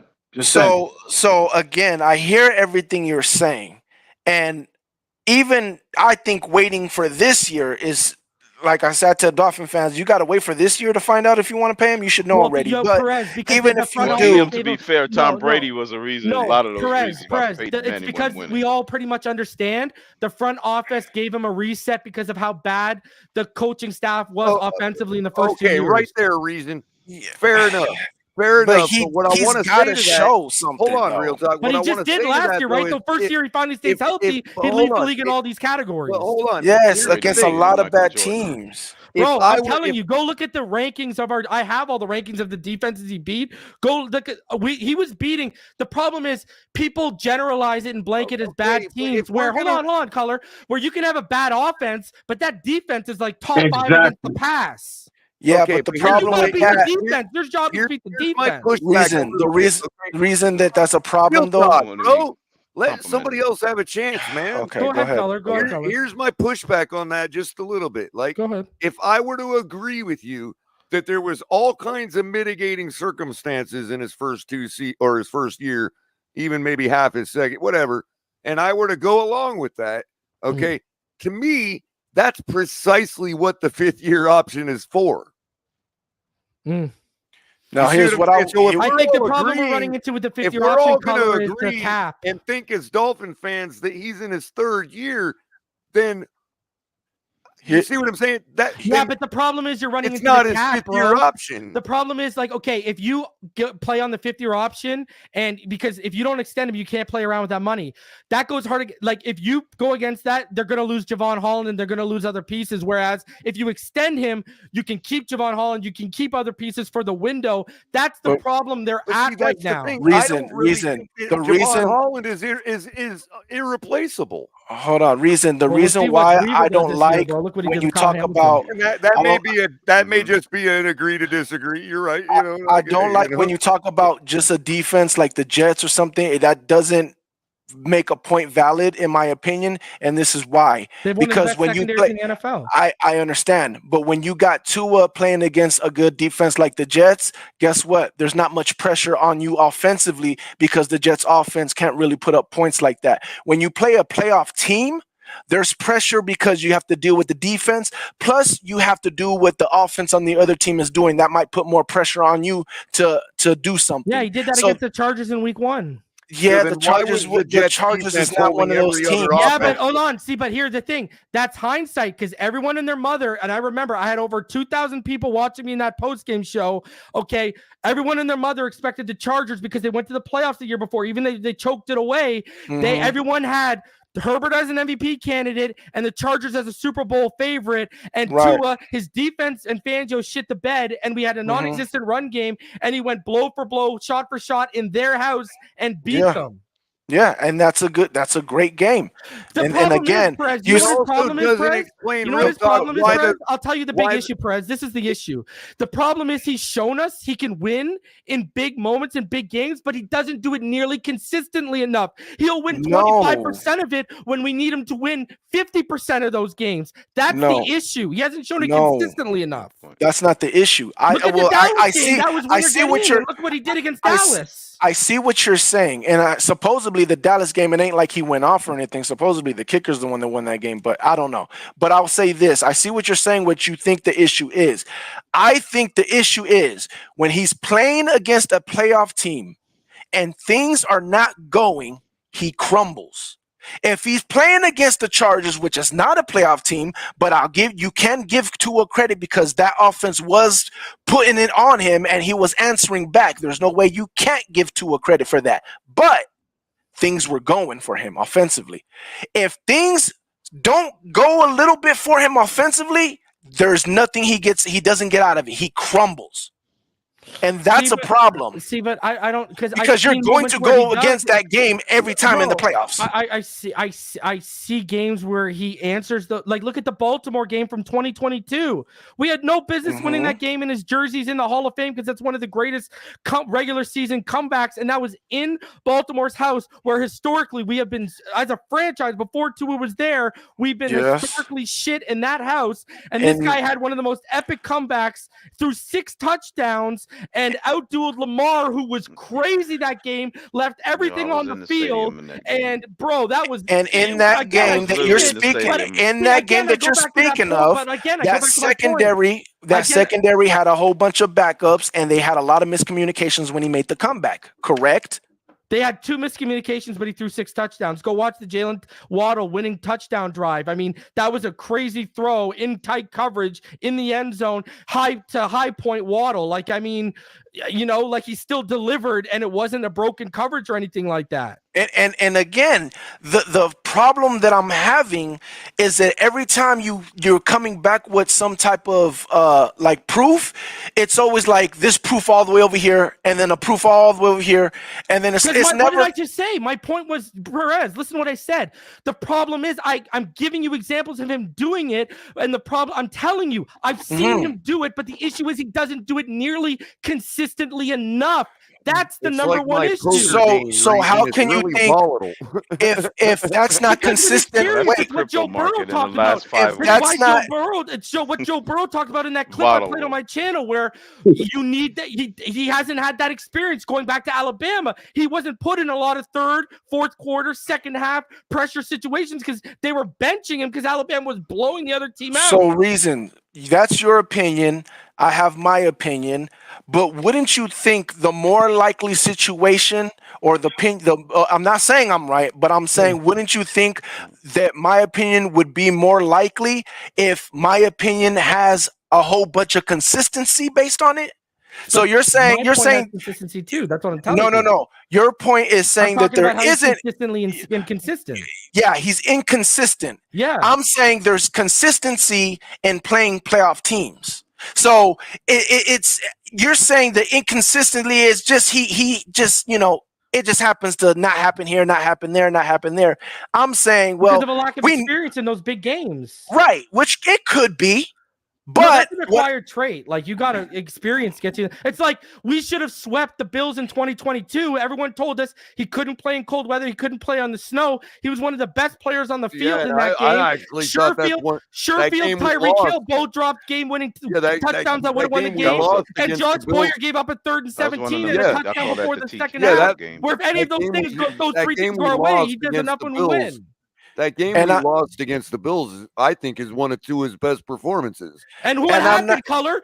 Tyreek, Sherfield, and Josh Boyer let him down. No, what happened was Mike McDaniel continued to have him throw the ball when the snow started. No, they were running the ball well. Sherfield and Tyreek Hill on that same drive where they both dropped the touchdown passes. If either one of them make that catch, we win the game. Right, or Josh Boyer's defense. Hold on. If Josh Boyer's defense stops them, bro, we had them on 3rd and 17. You allow them to convert, and then you allow them to score a touchdown heading into the half. Any of those 3 things don't happen, we win. That's true. But I'm saying on the drive before that, when we were in command of the game, the snow started. And we continue, and to his credit, Tua fired a ball out to the out that was really low because it was right into the wind, and the receiver still caught it. Like Tua was doing all he could. There was no reason to continue to throw the ball the way we were on that drive. It just seems like was that the game that Phillips got that big stop on 4th down against them, and then we got the ball back. I think so. Yeah. And then we didn't. I then remember that. Of course, when they got the ball back. That's their game. They've got this heavy, flaky snow at their back, and they just ran it down our throat with James Cook and Josh Allen. McDaniel's consistently inconsistent too as a coach. I mean, that's what I'm pointing out. Look The at him whole in the red thing was zone. The guy's we were owning the so inconsistent listen. in We the were red owning zone. the It's trenches ridiculous. that night. If you go back and look at the game in real time, we were owning the trenches that night. Tua was performing well. We lost by 3. Yeah. And I think it was a major coaching decision that lost us that game. That's, to me, one of Tua's best performances, and we lost the game. And it was in their house with snow on the Actually, ground. we and had they good said Tua balance in couldn't that do game, though, Color. The If I problem is, Yes, remember we again, did, you know what I go Crypto, back but a to, lot of Color? that, all it I'm was the saying passing is, game that got us Color, all the what are I'm we 8 going back saying game to? lead. is all Color. around, What are we including the going? quarterback, that Color. was a really good performance, What even though we Color? lost. What are we coming full circle back around to, Color? We have a quarterback and a coach who are learning to win in big moments because they're inexperienced. That's literally what we're coming back around to. Yeah, but that's right. That's why I say it's not that's simply baby, one or another. though. It was a team. Hold on, hold on. No, That that was the argument reason I seems brought it up very. was to ask Real Talk a question.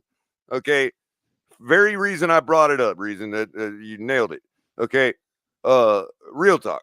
Do you think it's possible that we would end up getting the same results? Because remember, the first Mike McDaniel's first playoff game, Skyler played.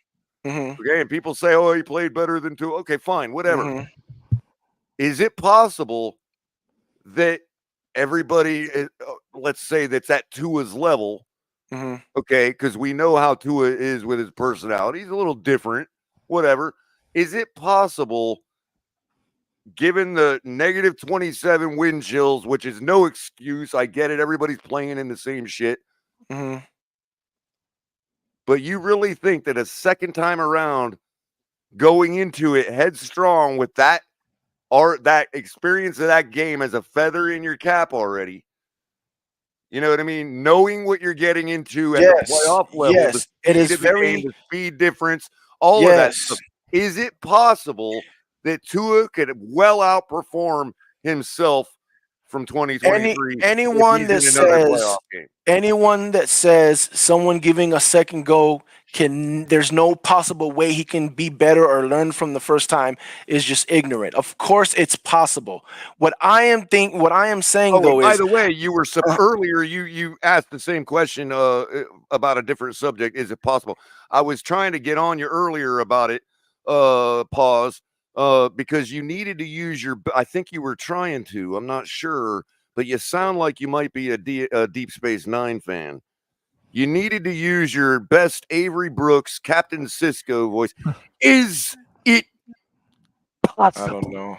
I don't know any of that. But what I was saying was that I don't think it's likely though, because I feel like that's more of a fairy tale that Reason might be trying to tell you guys. That's the part where I'm like, no, but see, that's the part where I'm fully agnostic because. But let me explain though.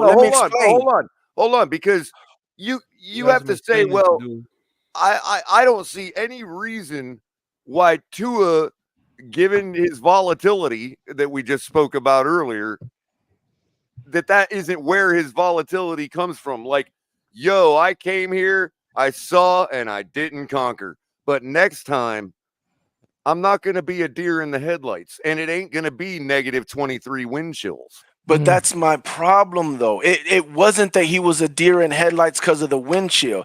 It's already shown a track record of the wind chill. But color. Let me just add on to the experience. Let me just Your explain first though. playoff game in the NFL. I understand. 27-mile-per-hour winds too. You forgot And that. I'm not trying to excuse him. I'm simply I know, saying color. Let me be overcome with a second chance. Perez, there's a reason why we kept saying we need our first playoff game at home. I hear you. I get it. I get that. I get how that makes sense. We finally got a taste. We'll be better next time. But the only reason why it's hard for me to believe, I believe it's possible, but it's hard for me to believe that that's going to happen, is because we've already seen a good consistency of it doesn't matter if it's a playoff game. It just has to feel like a playoff or a big game, and that's what's going to happen with Tua. That's one. Number two, wait. Number two, Number two, they did have a playoff game without Tua with Skylar Thompson.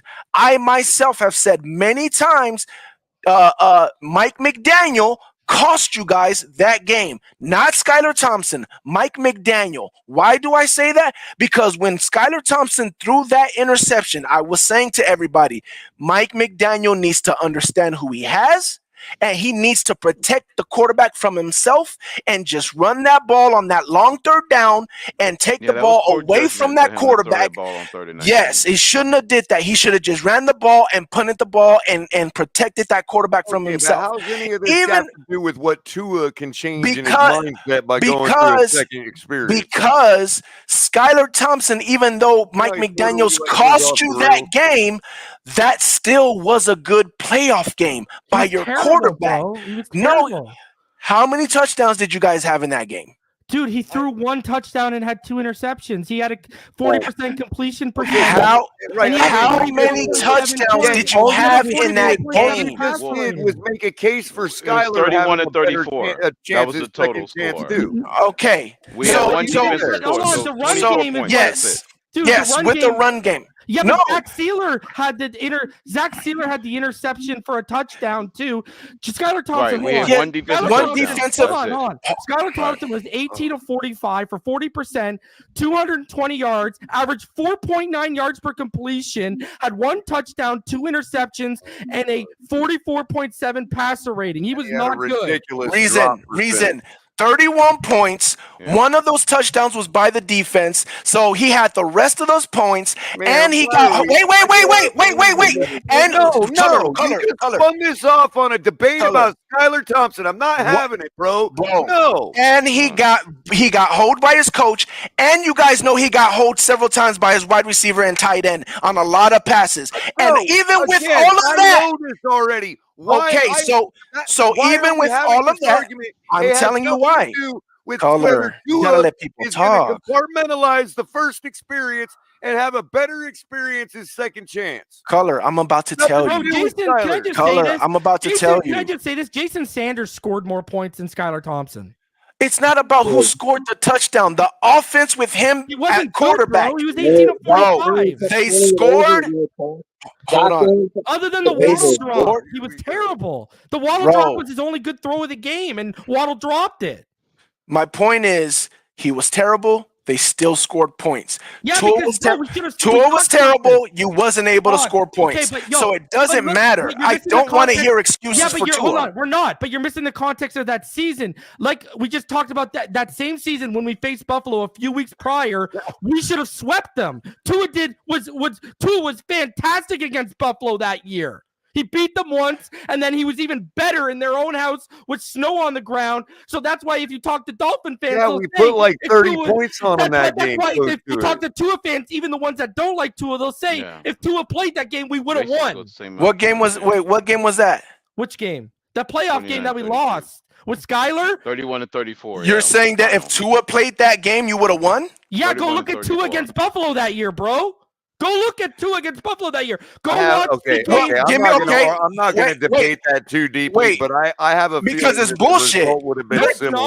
Tua hasn't given you zero reasons to believe he would have won that game in Buffalo. Hold on a second, real season, and then he should have beat them the second time in the home. That's the game we talked about. Was it a playoff game? Was it a playoff game? Tyreek and Trent Sherfield and Josh Boyer cost us that game. We should have swept them that year. Was it a playoff game? What are you talking about? He didn't have a chance to play them in the playoffs. No. I'm talking about the game that you're saying because there was a game that gave you a reason to believe he would have beat Buffalo. Okay, so what games are those? That made you believe he would have beat Buffalo in that playoff game? We beat Buffalo that season. Early in the season, and then we should have beat them a few weeks until the end. What week was that game, Color? Where you said even Color, who's on record, who's not the biggest Buffalo fan, says that game we lost in Buffalo was one of Tua's best games. Yeah, it was like mid-December that game. It was a December game. There was snow on the ground. So did that game have any implications to your season? Yes, if we would have won that game, we would have swept them and we would have had a better playoff ranking. A seeding. It wasn't a game to take the division, and it wasn't a game to get into the playoffs, and it wasn't a playoff type of game. So it wasn't the type of atmosphere that we keep saying that Tua shrinks in. He beat Dallas on Christmas Eve, winning you're in the playoffs. He beat them on a last drive. Right. So if you would have lost to atmosphere game with Dallas. So Yeah. if you would have, lost to Dallas, back to my point, Crypto, he can do it, but he doesn't do it So- consistently enough. so That's the if problem. so if you would have lost to Dallas, we would have Dallas, made the playoffs probably if we would have finished the season the way we did. well, but you had other games. So what are you talking about? Tennessee is what fucked us last so year. my If you're point- talking about the year The before, Tennessee game was on the It was a Tennessee defense. You game. blew a 2 My- touchdown lead with 3 my- minutes left. My point is, if that Dallas game was week 17 and it was your game to get in, you would have a point. It was week 16. It was literally Okay, week 16. okay.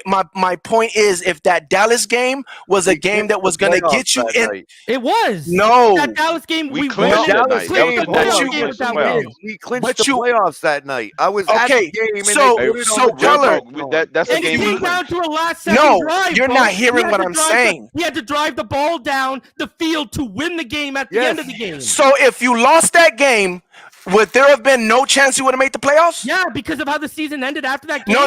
That's not what I asked. That's not what I asked. I asked We lost if the you games lo- that followed Yes. that. Yeah, we wouldn't have clinched the Technically, playoff. we would We not wouldn't have have been clinched that night. mathematically eliminated. No, So if you lost that game but beat Buffalo, you wouldn't have still made it into the playoffs? we would not have been mathematically eliminated. You're correct. Thank you. That's my point. But if the That's season my point. plays out, all It's a things playoff being atmosphere. You equal, gotta we win would to not get have in. made the playoffs. That's first of all, Right.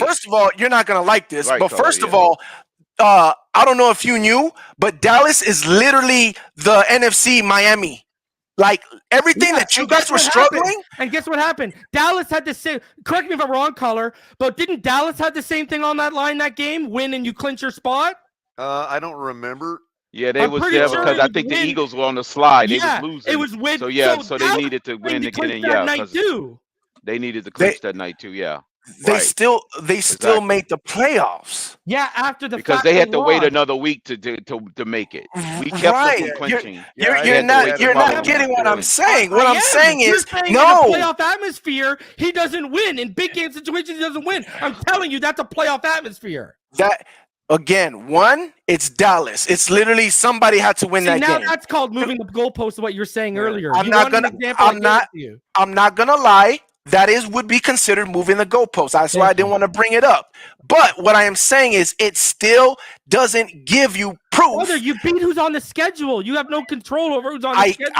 I get that, but when you sit there and say, "I know Tua would have beat the Buffalo Bills in that playoff game," when Tua has not given you any reason to believe so. Yes, if Color, Crypto, ask anyone up here. That season, Tua was very good against the Buffalo Bills, and we had all the faith in the world. Here's the thing, if we though. could Here's put the up thing, 31 though, points with reasons. Scott Right, because at Thompson, least we because could've we put up have more points beaten with them Tua. Here's the that thing. year. Here's the thing. It wasn't and like I wanted this to year. say this earlier, but I Exactly. couldn't get a chance to get in because you guys were having a pretty decent conversation, so I couldn't get it in. But this is what I'll say about that. I actually am on record, and people know me, that I think all things being equal, we probably would have had a very similar outcome and lost the game the same way we did with Skyler. Now that doesn't mean I'm saying that doesn't mean I'm saying that Tua is as bad as Skyler, anything like that. What I'm saying is, because of what happened that game, I'm keeping the same energy. Likewise for Tua, the team would have failed Tua the same way I believe they failed Skyler. So I'm keeping the same energy for both quarterbacks, and that's the only reason I believe that way. However, I do think if Tua would have played that game and lost it instead of Skyler, we probably put up more than 7 points against Kansas City this year in the playoff game. Because of the experience. Right. And that's what I'm trying to say. Yeah, I just look at, whenever you have like perfect example, Color. Yeah. Skyler threw the ball 45 times, right? He had a 40% completion percentage. When have you ever known Tua to dip even below 50, 55? But bro, I'm not going to litigate. It's very rare because it doesn't matter. I think only one time, and that was against the Chargers. I'm just not going to die on the Skyler hill, bro, because it doesn't matter. We could have that debate if you want to. It'd be fun. Yeah, Because I'm I just do saying. I think we would have disagree with moved you, the ball easier. But it that's really why. doesn't matter at this point. You know what I mean? No, yeah, of course. We're 2 years removed. Yeah, You know what I mean? I believe the way I believe about it, and team it's could only have because failed. of my expectations out of Waddle and how I perceive the game to have those plays to have happened. Yeah. Somebody else perceives them a different way. and we're never going to convince each other to change position on it. You know what I mean? Yeah. I'm just trying to get. I'm just trying to get reason. I just or- believe that if even one of those catches were made by Waddle, we likely bomb. win that game. He was the bomb. The What bomb. has to happen, reason, for you to say, yeah, Tua's not the guy? Here's the thing, though, reason. He needs I to don't be think injured and fall off a cliff. if I'm going to credit, if I'm going to said say if he don't get Waddle is injured, Reason, responsible or for if he do get Skyler, injured. then I'm going to say the same thing about Tua. I think Waddle would have dropped those passes if Tua threw them. Yeah. You know what I mean? I think for Tua, he needs to fall off a cliff statistically and get injured again, and then I think it's you know, get injured I again. think then you got to like start looking at him sideways. Of it's not, and it's not even about okay, you had this great year, you stayed healthy, but we can't rely on you. That's the problem you're going to run into. Like a lot of us, even who believe in Tua, that would be a lot big of thing us, for me if he put together a second season without getting injured. That would actually hold a lot of weight and he with was, me. and he was a top 5 in all those categories again. But even all of us who believe in Tua, we were not happy that we couldn't rely on him for that playoff game because he got injured again. It's the same thing of we've kept the same energy for Raheem Mostert. Raheem, we love that you scored 20 plus touchdowns, but that's 2 years in a row we haven't been able to rely on you come December and January when you want to win in those months. Running the football is how you win a lot of those games. Right. Wait a minute. If I remember, I don't even think he even played in that playoff game, even when Skyler was quarterback, was he? No, he I'm no, he gonna wasn't. let y'all, Remember, I'm gonna him let and y'all Tua were in live the with each tunnel. other, Remember? but I just want to conclude Right. by saying none of what I said Yeah. has anything to do with what I believe is going to happen. Reason. So I'm still not a believer. I'm an atheist on Tua. So You know what I reason, mean? reason. I'm seeing Sheba Army say this, and when does beating a good teams end up mattering? How many seasons do you have to go where he collapses against good teams? But But that's he's what I'm putting trying up to tell great you. It's not numbers. just him collapsing. That's what we've even talked about incidents where But I don't care that it's not just him. The fact that it is him, that he's part of it. When does that start? When do you start saying we need to move on from quarterback? Well, I mean, again, it all depends on what his contract looks like after this year. Forget the contract. When do you pull the plug on your belief in Tua? Tua's already proven to me he's a franchise quarterback, so he's gonna have to do a lot to pull that belief from me. Like he's better than Tannehill ever was, but it's not even close. He's the best quarterback we've had since Dan Marino. Him, Greasy, and Marino are the best quarterbacks in a franchise history, and it's not even particularly close. So even if Tyreek leaves next year or whatever and Tua doesn't look the same, he's not playing trash or ass, but he's definitely, your offense is not high powered Yeah, but anymore. I don't It's think that's just gonna happen. Yeah, man. I think Tyreek's gonna like it's like you've seen multiple quarterbacks where they play with top tier receivers and you see them elevate, mid receivers after those guys leave. I think, receivers help make quarterbacks and people don't want to talk about it, but it's the truth, especially when you start getting into guys who are gonna wear gold jackets like Tyreek Hill. Yeah. Receivers help quarterbacks. Quarterbacks help receivers. Everybody has a job. Some people are better at their job than others. Like I always go back to Brady. I mean, look at how much better of a processor and passer Brady became after Moss left. So the fact that pretty much Tua can't do anything to get you to say we need to pull the plug. You don't think I already said, if he gets hurt, besides the getting hurt, I said this. If he gets hurt and his play falls off a cliff, then yeah, like sure. So that's what I'm saying. So you're okay with a mediocre quarterback? He's not mediocre. He's top 8. No. But if he's not putting top 8 numbers no more, and it's top 10, top 15, you're okay with that? If you're top 10, I mean, that's 22 other teams that want your quarterback. I've already just said this. No. If his numbers fall off a cliff, and that would be going from top 8 to mid. If you start falling off the cliff and you start getting into the bottom half 16 of the league, then yeah, bro. And you can't stay. And I mean, even if you can't stay healthy, that's still a big issue. I can guarantee you that this man could put up top 5 numbers and consistently show that he loses to teams with playoff aspects. I guarantee you that top 5 numbers is not going to mean nothing for long. So what I am saying is, even if he puts up numbers where he's like top 10, top 15, if he stays around there, there is nothing that, as long as he's healthy, you're okay with that. Yeah, because the problem is you get into the gray area where, listen, if you're consistently top 5, you're eventually going to start winning playoff games. You're not just going to be top 5 and everything shit the bed. Reason, do you think the Dolphins are ever going to win a Super Bowl with Tua? I think they can win a Super Bowl with Tua. Yeah. I think any team could win the Super Bowl. I think the problem is, again, that's a loaded question. I was going to say, I won't hammer you too hard, but he said, do you think they will, not can? Marino's one of the greatest passers of the football we ever saw, and he's living proof that there's 52 other players on a football team you need to help win a Super Bowl. But every year you thought you could win a Super Bowl with Marino. Reason. Every year you thought, okay, we got a legitimacy. We were young, bro. Like when Dan Marino was playing, I thought we were going 16-0 every year until we lost. The very first time he snapped the ball, how many when we lost, we were going 15-1. Okay, let me ask you this, boys. How many people want to talk about Tua turning over the ball? How many playoff games do you remember where Marino threw 3 or 4 interceptions and we had to dig ourselves out of that hole? Bro, I hate when people talk about interceptions, man. Every year, but I would say this. Hold on, Josh. I would say this. I think the biggest fear, like the Buffalo Bills, who were literally the Buffalo Bills of those early '90s, were built strictly for the playoffs. Like that team was the living definition of a team orchestrated. Like Jim Kelly did not beat us. That defense and Thurman Thomas. Yeah, it was I think people do underestimate how that defeated Thurman Thomas and how good Thurman Thomas was. Daryl Tasker. Thurman Thomas was a nightmare against us. Bro. Thomas was remember Natron? Yo, do you remember the game? Yeah, it was the Bills' no-huddle offense. Do you remember that? Most people, when they talk about Bo Jackson on Tecmo Bowl, they talk about him being the joystick guy, right? Yeah, Thurman Thomas. You could do the same thing with Thurman Thomas, man. Up and down the field with the whole defense following. You know what I mean? That's what really you remember the Crypto want to say something real quick. Crypto, say something. We were going to say something, Crypto?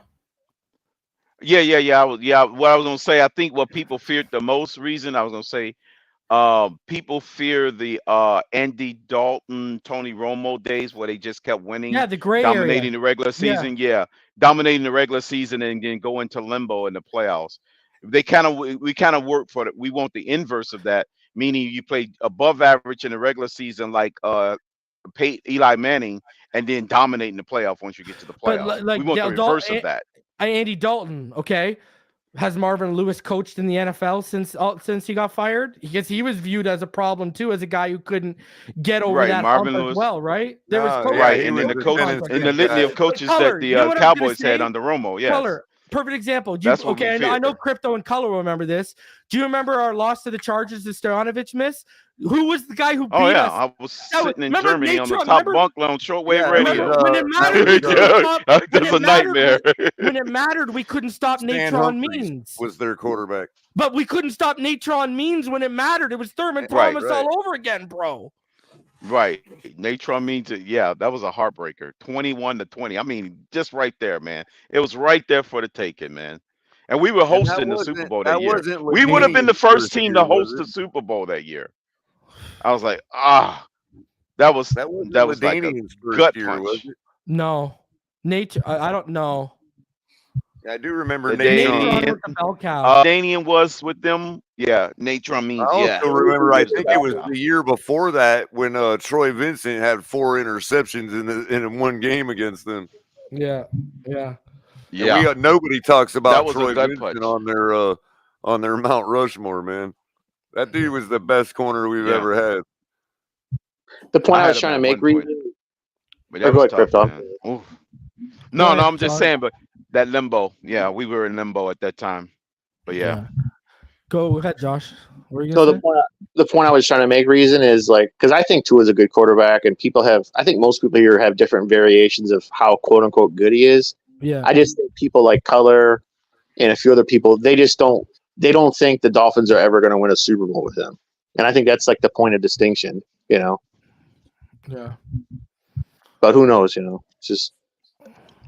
But also, and the same token, and this is where I was trying to tell Real Talk the difference earlier between these two statements. I also am not saying I believe we won't.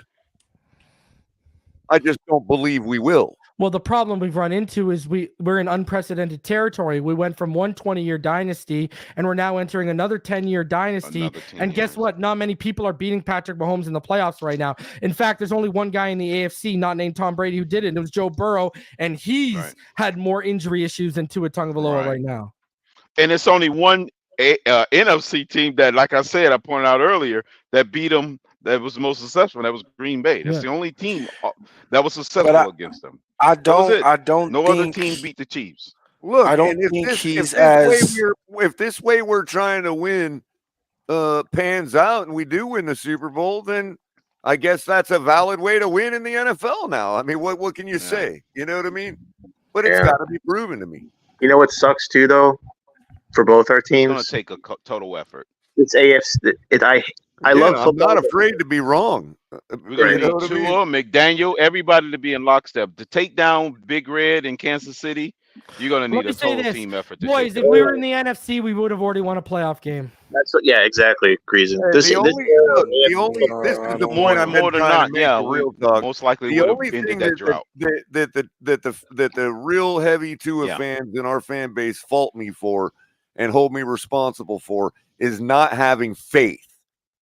They don't want to just give me credit for the hope that I have. They expect me to have faith. And that's the thing that they want me to apologize for if Tua proves me wrong. You see what I'm saying? Like, boys, we shouldn't even be in the AFC East. We should be in the AFC South. It should be the Colts still in the East. Yes, exactly. I don't even put my faith in a Yeah, God. we're Why totally would I put my geographically faith in a man? misaligned. I agree with you. Same thing with the Dallas Cowboys. Cowboys should be in the NFC South. Exactly. But Crypto, obviously, how weak has that AFC South division been for the last 10 years? There's been little blips here where the Bortles, Jacksonville Jaguars went on that run, etc. And now Levis is there and Lawrence is there, but it's been historically weak. We would have, or we wouldn't. I'll say this way: at least won a playoff game. we wouldn't have the longest drought in the NFL if we would have been in the AFC South or where we should be. You just brought up a really good example, okay? Because you know what? I'm wondering what, and it's not, there's no small irony here or coincidence that Jalen Ramsey is on our team right now. And Calais Campbell, if you want to add him, I'd have to go check the years to make sure. The South, right? I'd have to go check the years to make sure if Calais Campbell's time in Jacksonville lines up with Ramsey's time in Jacksonville, but I'm pretty sure that it does. Here's the thing. Blake Bortles had games that year that he threw the ball for 56 yards. Mm-hmm. They got to the AFC Championship game and got fucked by the referees. Yeah, that was highway robbery. They should have beaten the Patriots that year. Now, to land my point, okay, and to get y'all's opinion on it, do you think that Jalen Ramsey would give his left arm to have changed out Blake Bortles for Tua that year? 110%. And do you think it would have got them past getting fucked by the referees against the Patriots? Color in the early 2000s, we could trade out Jay Fiedler, and all we've been playing is an if game for the last little bit. That's how you argue for Tua. If you could trade out, you do it. If you could trade out Jay Fiedler for those early 2000 teams with against Tua, the Colts and the Raiders, would you say the same thing about Baker? 2000 teams, our drought would have been I'm a over. Baker Mayfield fan, bro. I wanted. Would I say that about Baker? I wanted Baker Absolutely. Mayfield. If that Jags team had Baker that year, they would have got over. Here's a real talk. You want to talk about what I think about Tua? After he got hurt and we lost that playoff game, I wanted us to sign Baker Mayfield and bring him in for competition with Tua for that spot. I was on record saying that. One of your shows I caught, I actually heard you because I'm a Baker that, Mayfield fan and believer, man. And I think both of those quarterbacks are not good quarterbacks. Baker's good, bro. I remember you advocating for the reason I think Baker should fire this is the reason Baker should fire his agent. Because again, change out Blake Bortles for Baker Mayfield that year. Yeah. How many good quarterbacks do you think are in the NFL? Real talk. I think Burrow. I think Mahomes. I think Herbert. I think The I know ultimate there's choke more than artist, that. Herbert. You want to talk about not winning playoff games, But bro? you don't think nobody's that kind of elite? choked Do you away think that huge anybody's lead to elite? Jacksonville. Not I think counting those are Mahomes. all elite. We're just saying Those are good. all elite. How many good quarterbacks do you No, think those there are those are all elite that I just named. Who I know there's more quarterbacks. I can't think who else. Bro, your think same they're as good argument as for Mahomes? Tua Wait a holds minute, weight hold with on. Herbert. No, Wait a minute. it doesn't. So What do you mean? Look at the VT1, Jacksonville VT1, game. Wait a in the minute, as you said- much as I You respect said you, Herbert is as VT1, good as Mahomes? Blake Bortles had 6 No, TDs I didn't hear and that 0 right. Hold on. interceptions in that I Hold just on, playoff. put Color. him in the, That's across no, I 3 didn't. games. What? You said You know, Mahomes is elite and everybody else is elite. Which Yeah, there's yeah, got to they're be all some elite. separation V21 between said the V21 If you said want to Blake Bortles. separate Hold on. Mahomes from the Hold rest on, of them, real yeah, talk. you can.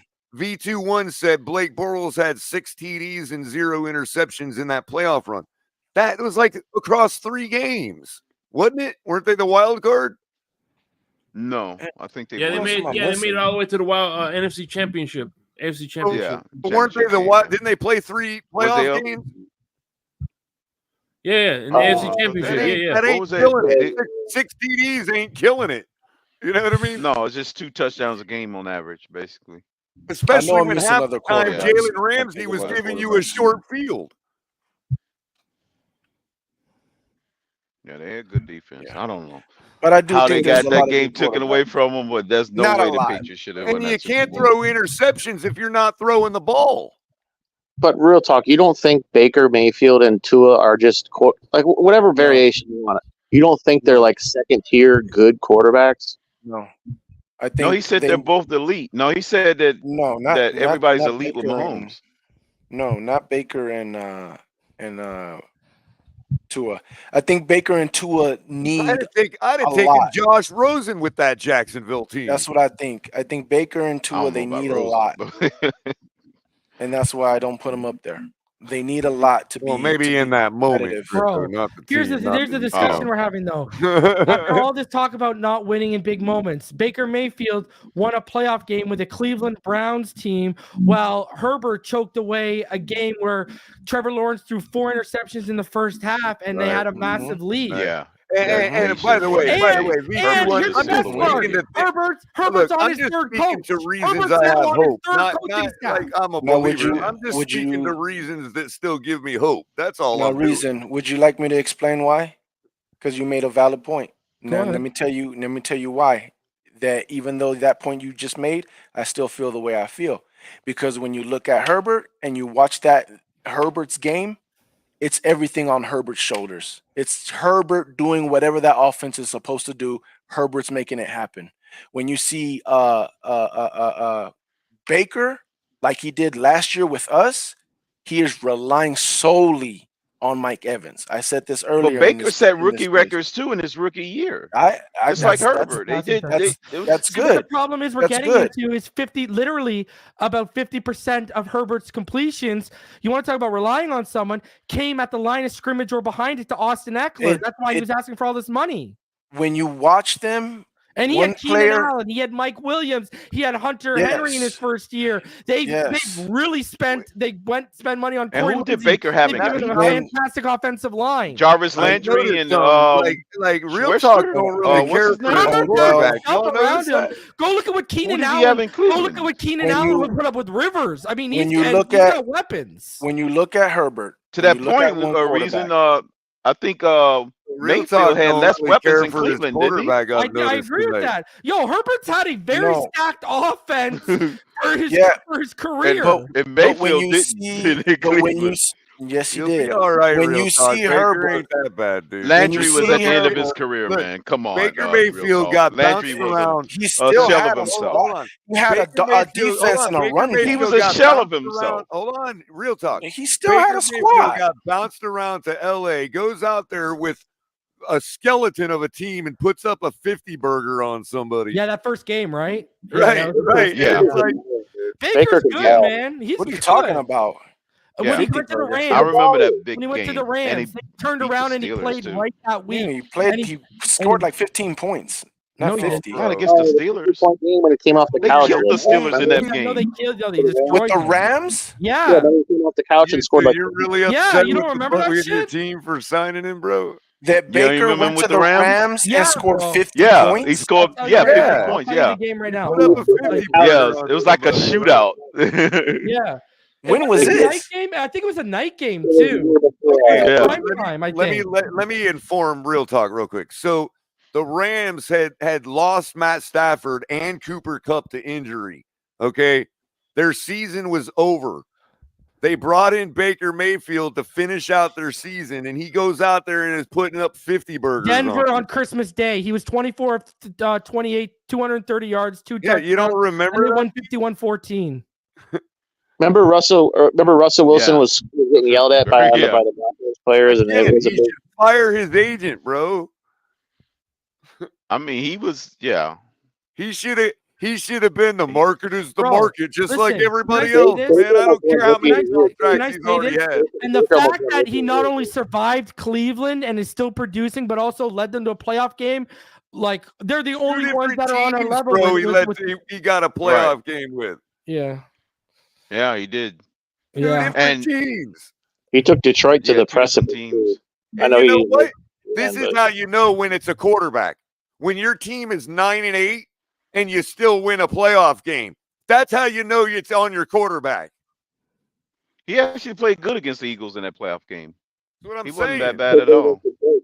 He had that interception at the end versus Detroit, but that was a back and forth game. Yeah. I don't know. Right, I like Baker. I don't think he's elite, but I'm a Baker Mayfield fan. Real quick, He's though. more than serviceable. Put it like that. Yeah, He's way he's more a than starting serviceable. NFL quarterback, bro. Take He's a away starting an So- above average quarterback, and what your team is 8 and 9, right? Well, Baker No. Mayfield made y'all 9 and 8. No, Baker's. I promise you, Baker's not His good. war Trust is me. won. I know he's not Buccaneers. good. You guys were like 8 and you guys were sub 500 or 500 Baker- before Brady got there. He took you to the Super He Bowl, was. did his thing.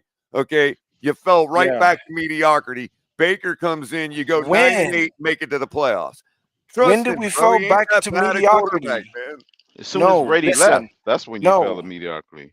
That was Baker. What are you talking about? Baker was right after Brady. It was the same damn season, which I told everybody what was going to happen. I told everybody what happened with Brady and why we looked the way we looked with Brady. Everybody said I'm hating on Brady. I said no, his arm is done.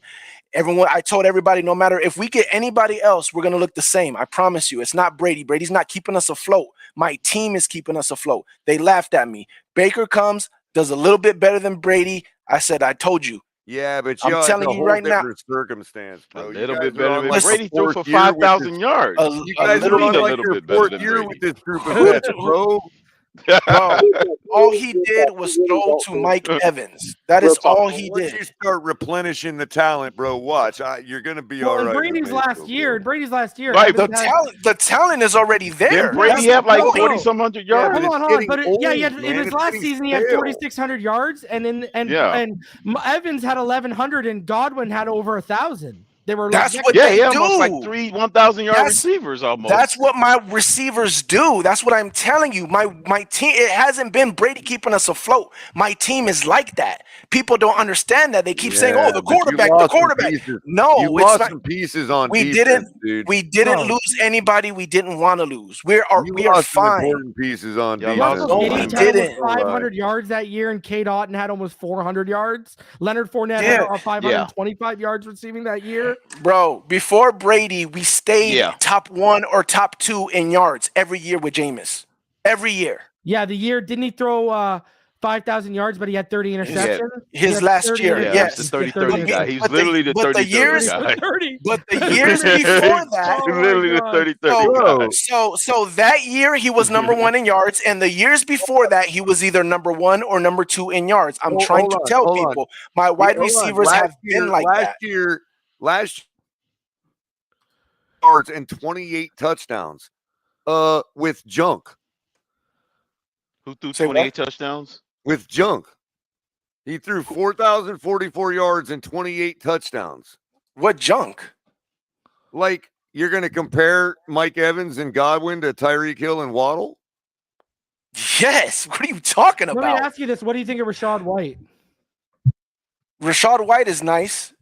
I just think He was one of my favorite running backs in that draft. I don't like his attitude. He's too entitled, and I think he's going to get a reality check this year with our rookie running back. But in all fairness, bro, you've had one of the best receiving Quarterback rating duos was for the last like 8 years. 94.6. Yes, Godwin that's what I'm saying. Reasons I've been Not telling just everybody duos, this a trio at one point. Reason at one point, and I think Hold on, again, dude. I think a quadruple this year. I think people have no idea what we're about to come out Baker with our wide Mayfield's receivers. quarterback rating was 94.6, dude. Like I said, my weapons are like that. Baker didn't do nothing special. Baker should have been in 12. Baker should have had 5,000 yards and a whole bunch more touchdowns. I think you're Baker gonna see more left a touchdowns and more lot. yards Yeah, second but you year got to with him. realize let him throw the nobody. No, Dude, the it's not the leader- second year in the system. you It's a gotta harder system. realize that Our the system's going to be leader- more like your guys' Real now. talk. You got to realize that the leader only had 36 last year. It was a down year. That has nothing to do with what Baker should Baker have did for Mayfield, us. listen to me. Baker Mayfield is 7th in touchdowns last year behind Tua and Josh Allen, who were tied. And he should have been number one. for 5th. He should have been number one. Baker. Well, that was your You receiver. know who was number one? Dak Prescott. Prescott. Yeah. Oh yeah, then Tua, right? All right, boys. Good conversation. Since I come back, take it easy, boys. I got to Well, dip. thanks, It's bro. late. Appreciate you Have a coming good out. one, guys. Reason. See ya. Giving us your energy. Hey, I'm gonna also